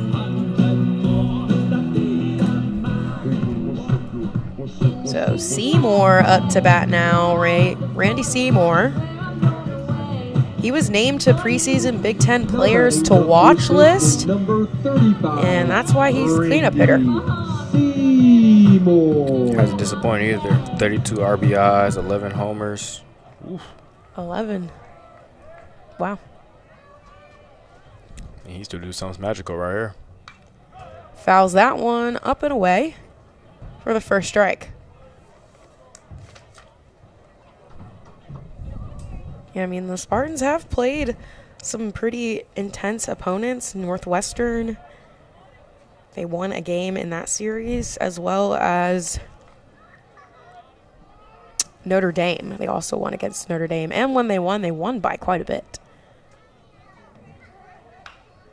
He hits a little bit weird on that one. It goes straight to Cade Montgomery, who gets the out at second, throws it over to Matthew Austinford at first, but is unable to make the throw there. I mean, it looked close, but, you know, I'm surprised Tracy Smith hasn't come out to see if he wanted to challenge that one. Usually not afraid to challenge, and it's only the 8th inning. He hasn't challenged at all. He could just use it up. Why not? Maybe he's saving it for the 9th inning. Yeah, he's saving it for the 9th inning. It's now up to bat Ryan McKay. Seymour on first. Swings and misses on the first pitch. Count is now 0-1.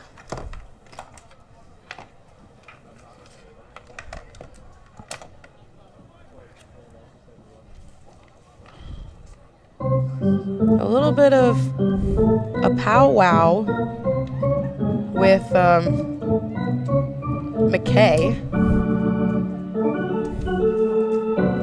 and the third base coach.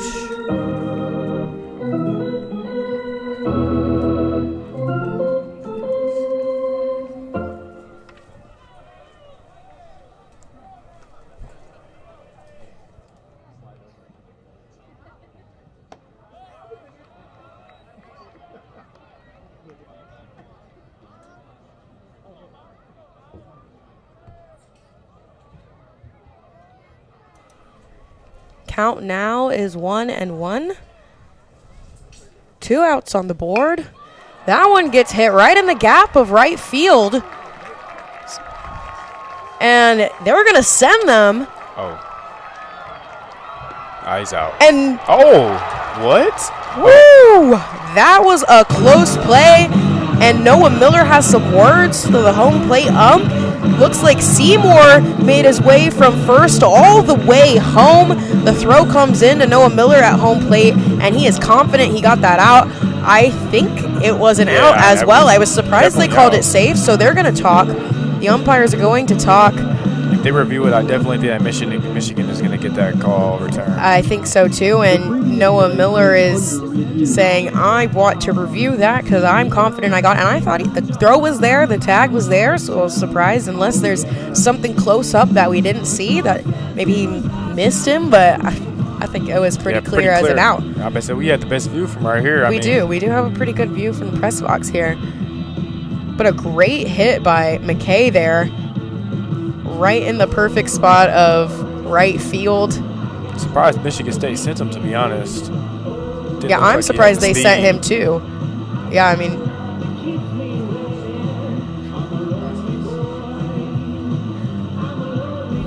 we'll see a little bit of a replay. Yeah, I mean, it's hard to tell. I don't know if his hand got down. Can't see the base. You can barely see the base at the angle that they have, but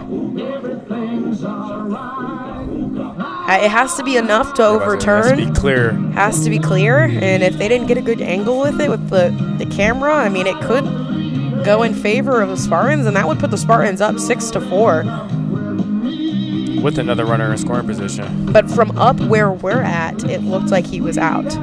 But again, the call was that he was safe, so it has to be enough to overturn. A great hit, though, by McKay. That was the perfect spot. A really risky send for Seymour to go home, but could be paying off for the Spartans here. We'll find out in a minute. If the call stands, McKay would then be at second, and the score would be 6-4, and it would be Williams up to bat.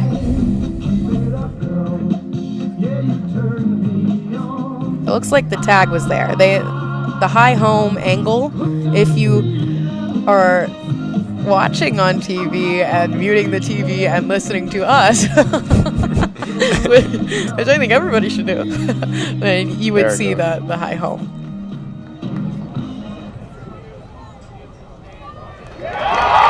Oh, they're going to call him safe. Wow. The call stands. The call on the field stands. I mean, I can admit when I'm wrong. Well, hey, I mean, we got a game on our hands, folks. Yeah, we do have a game. Again, the Spartans have gotten consistently 1 run in the last 3 innings, including this one. So can they go for 2? Can they go for 2? They have a runner on second. That's McKay, who had that hit that brought Seymour home. So Williams up to bat now. That first pitch is a strike. Brandon Mann and Gavin DeVoe have started warming up. 2 big closers for the Wolverines are both warming up in the bullpen right now. I wouldn't be surprised if they tried Brandon Mann first. Oh. And that pitch goes directly in the dirt, but Noah Miller gets right on top of it behind the dish, keeping McKay at second. Great work by the catcher. Count is 1-1, 2 outs. If we're talking about a standout player for the Spartans, it's got to be McKay. Yeah, definitely. That pitch is hit foul to the right side of the field and out. So count now stands at 1-2. Cade Montgomery looking for the putout to end this inning and prevent any more runs on the board for the Spartans. And Williams looking to continue this 2-out rally. That pitch is in and high. 2s across the board.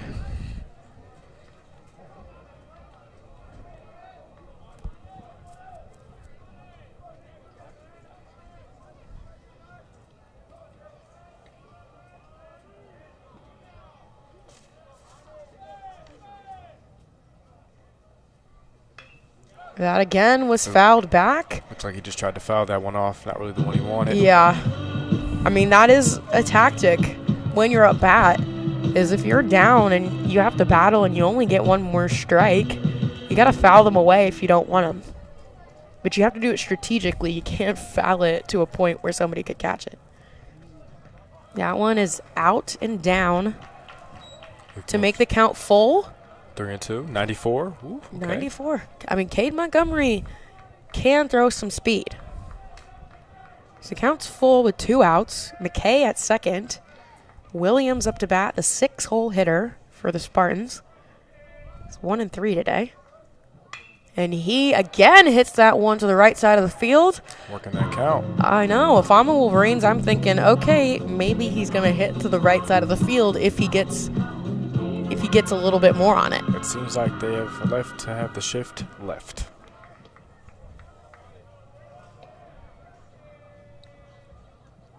So count stands at full. And they're not going to give him that pitch. Again, super tight. And he's going to walk. Williams takes first. McKay stays at second. I mean, if I'm having to think about where that pitch could have been, maybe inside a little bit, looked really close. They're really keeping this strike zone tight. So Kamari Thomas is up to bat for the Spartans. 2 outs on the board. He's 2-3 today with a double in the 7th. It's not the guy you want up to bat when there's 2 runners on. That pitch is a strike. His speed, he could easily hit a double. Oh, yeah, if he gets a good hit on that ball. Count stands at 0-1.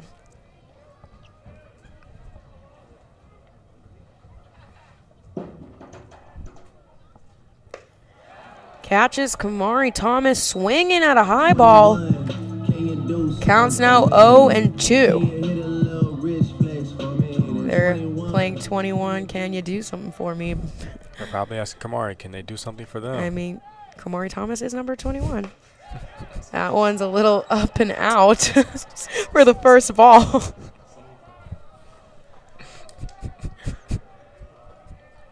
Count stands a 1 and 2, 2 outs. Spartans having a bit of a 2-out rally here. And Montgomery catches him swinging, finishes off the inning. For the Spartans get another run on the board to make the score 6-4 as we head into the final inning. Unless the Spartans are able to get more runs on the board and we go into extra innings, but Wolverines are looking to add a couple more insurance runs in the top. An exclusive MSU golf item.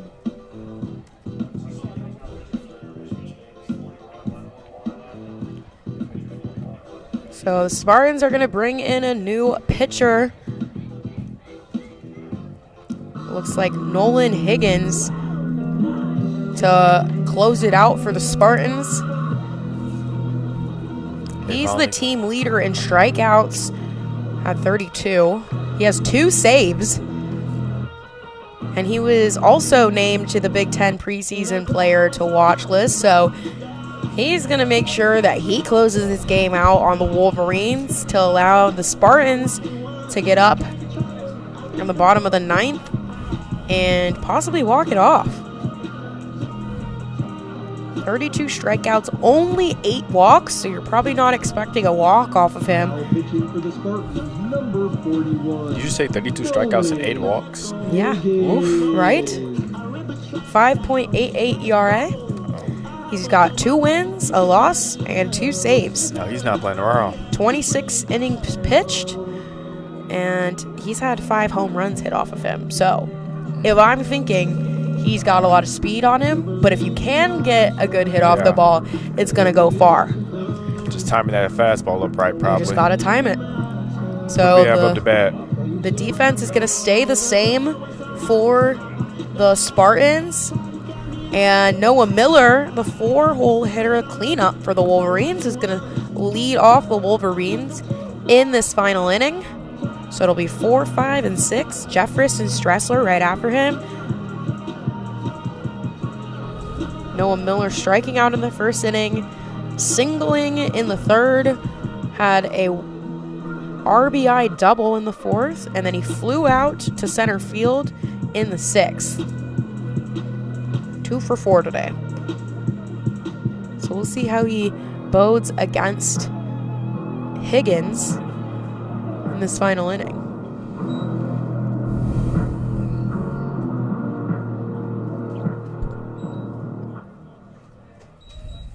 Leading off for the Wolverines, the catcher, number 4, Noah Miller.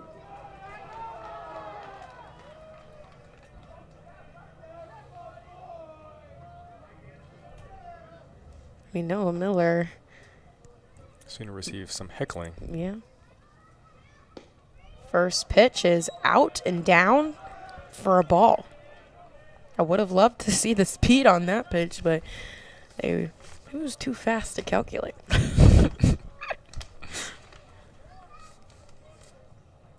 The 1-0. Miller hits that one right into the gap, goes all the way out to left field for a single.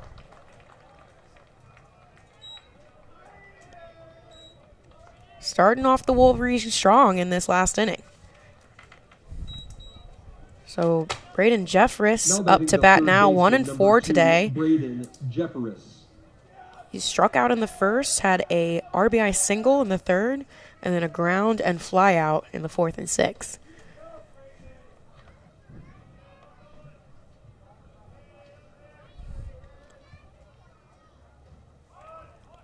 And he bunts that one right over to the right side of the infield, and it's picked up by Higgins. Noah Miller gets to second, and Jeffress is out at first. It seemed like the Spartans expected that to come, but they had pretty much just their third baseman playing shallow.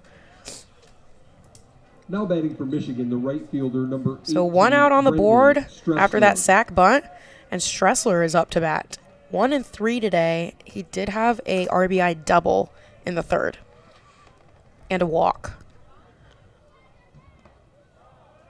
First pitch comes in at a ball. Noah Miller on second. Wolverines have 14 hits in the game so far.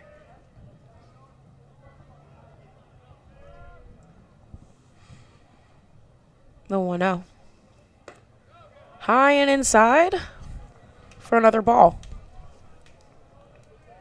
That one came in at 95. Oof.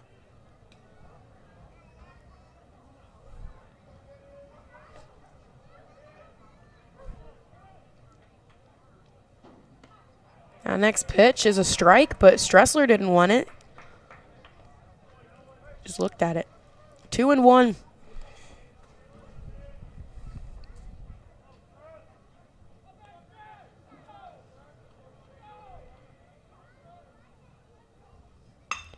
He hits the 2-1 grounder over to McKay.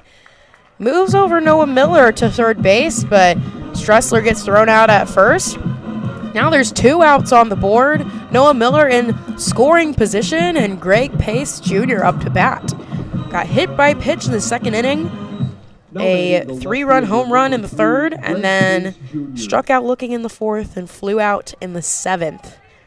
2 left field, though, so he is hitting far.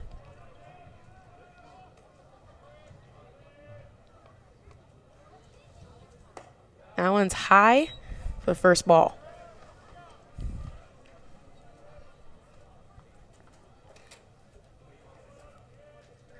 Higgins has a lot of speed on his pitches. It's just a matter of getting a good swing.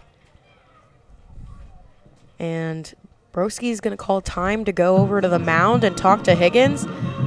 Little pep talk, see where his head's at. See where his head's at. Maybe they have something up their sleeve in terms of facing Greg Pace and having Noah Miller on third with 2 outs. So we'll see. He gives him a little pat, and Broski heads back to the plate. Higgins is going to throw away a ball and get a new one. So the count stands at 1-0 for Greg Pace Jr. 2 outs. Well, Miller on third. Not leading a whole lot. That one is a strike. Counts now 1-1.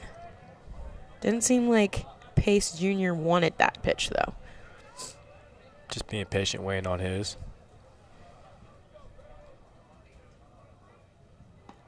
That one's inside, below the knees. 2-1.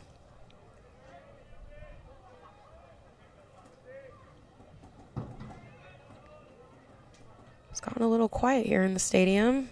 Maybe the high intense game atmosphere has got everybody going silent. And Pace tips that one right into the glove of Broski, making the count 2s across the board. 2-2-2. 2-2-2. Pace Jr. is going to have to battle here.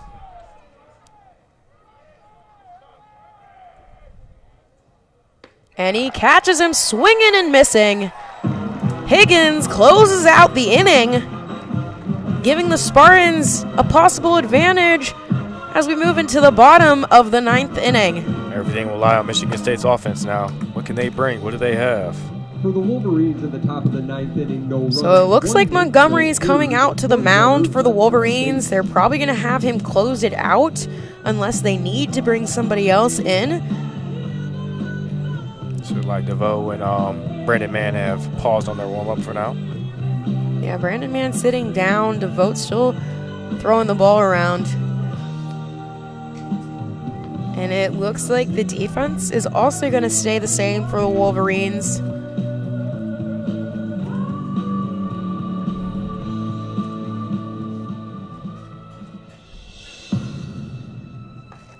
Wolverines left Noah Miller at third in that last inning. Just in case if you guys are wondering, they have stopped giving out free food. Don't know what's that about. You know, you're like, where's my free food? Yeah, I was wondering if I can get a little hot dog or something, but unfortunately looks like I will not be. Was trying to compare to see which one was better, Michigan or Michigan State's, but we'll have to stay tuned for another day. Maybe tomorrow.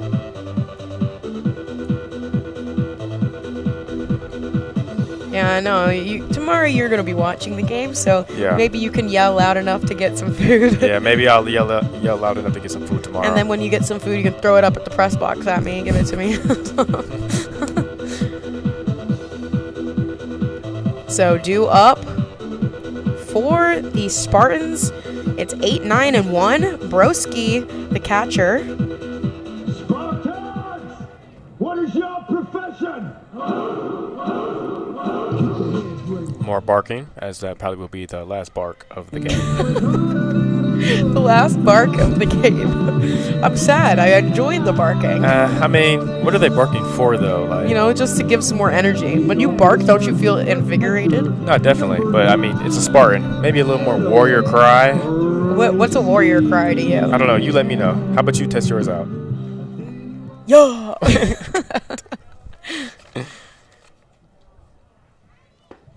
First pitch on Broski is a ball. Not really sure where that could have been. Maybe it was low? Yeah, it looked a little low. Then again, might be tired. Yeah, he's keeping it tight. Next pitch, another ball.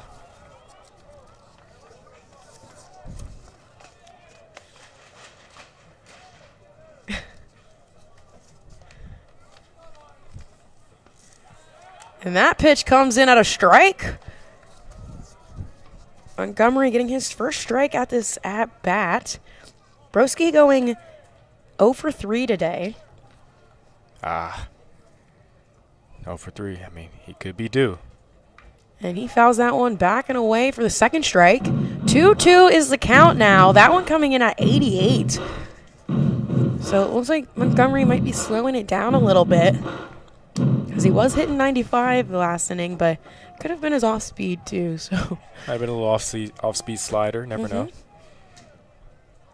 Hard to tell from up here. And that pitch is a ball for full count on Broski. 3-2. He's always had a cheer. 3-2. What you gonna do? 3-2. Oh. And that 3-2 pitch is hit right over to Colby Turner at second. And Broski is thrown out at first. Easy routine ground ball right there. A routine play. Don't get easier than that. So there's one out on the board now.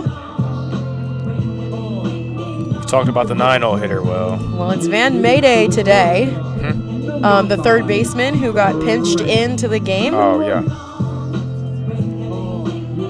Oh, they actually pinched in a new Yeah, that's a different hitter. person. It's Rice.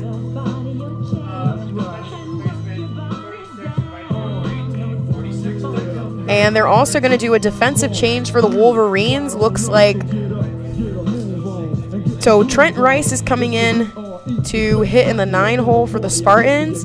And then Josh Campbell is going to replace Brendan Stressler in right field. So a couple changes out there. Didn't even see Josh out there. Oh, he just went out. Oh, he just went out there? Yeah. First pitch on Rice is a ball. Number 36, Josh Campbell. Josh Campbell getting a lot of rips in the outfield and even at bat recently. This next pitch on Rice is inside for a ball.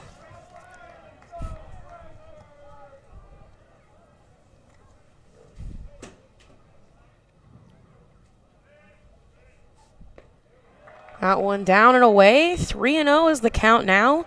Trent Rice from Macomb, Michigan. He's a junior. He transferred from Oakland, which is a little bit of a sore subject for the Wolverines, I would say. And that fourth pitch is going to be a strike. 3-1. 1 out on the board. Oakland is an amazing ball club, though. Yes.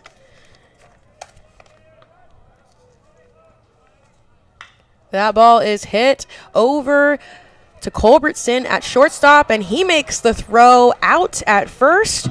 2 outs on the board now. The Wolverines looking to close it out. And with that out, the parents are starting to head to the exits on the Michigan State side. I will always say it's never over until it's over. 2 outs on the board, though. Nobody on. And now we're at the top of the lineup for the Spartans. Noah Bright. Last game he had a home run.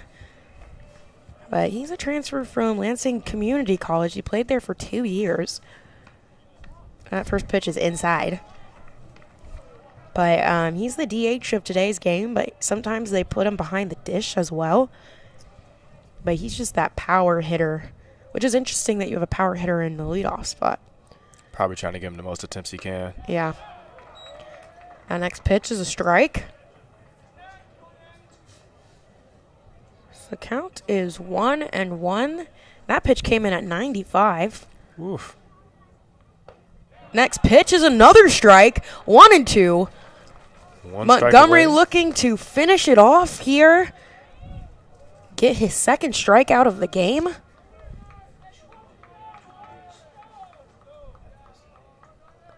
Oh, 1-2. And he finishes it off for the Wolverines. And that's a second strike for Montgomery to end the game. Wolverines getting out of it after allowing the Spartans to come up with 3 more runs since their dominant third and fourth inning. But they're able to defensively keep it in there and hold the Spartans to 1 run each. I mean, a great game played. I think standout player is Shane Brenham. He killed it on the mound, and I think gold stars to him. I would say gold stars to everybody. The bats in Michigan, they were hitting well. Good pitching by Shane. Wait for Cade to come in, close it out. Just great all-around, great team win.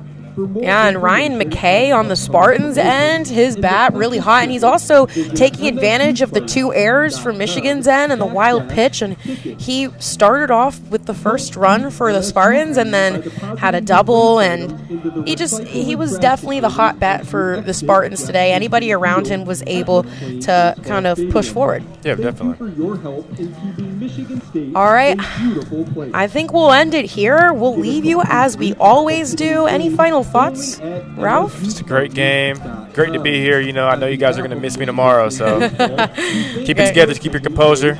We'll end it how we always do with a good night and a go blue. And go green. Good evening from Jeff Ishbia Field at McLean. See, it was fun. Stadium.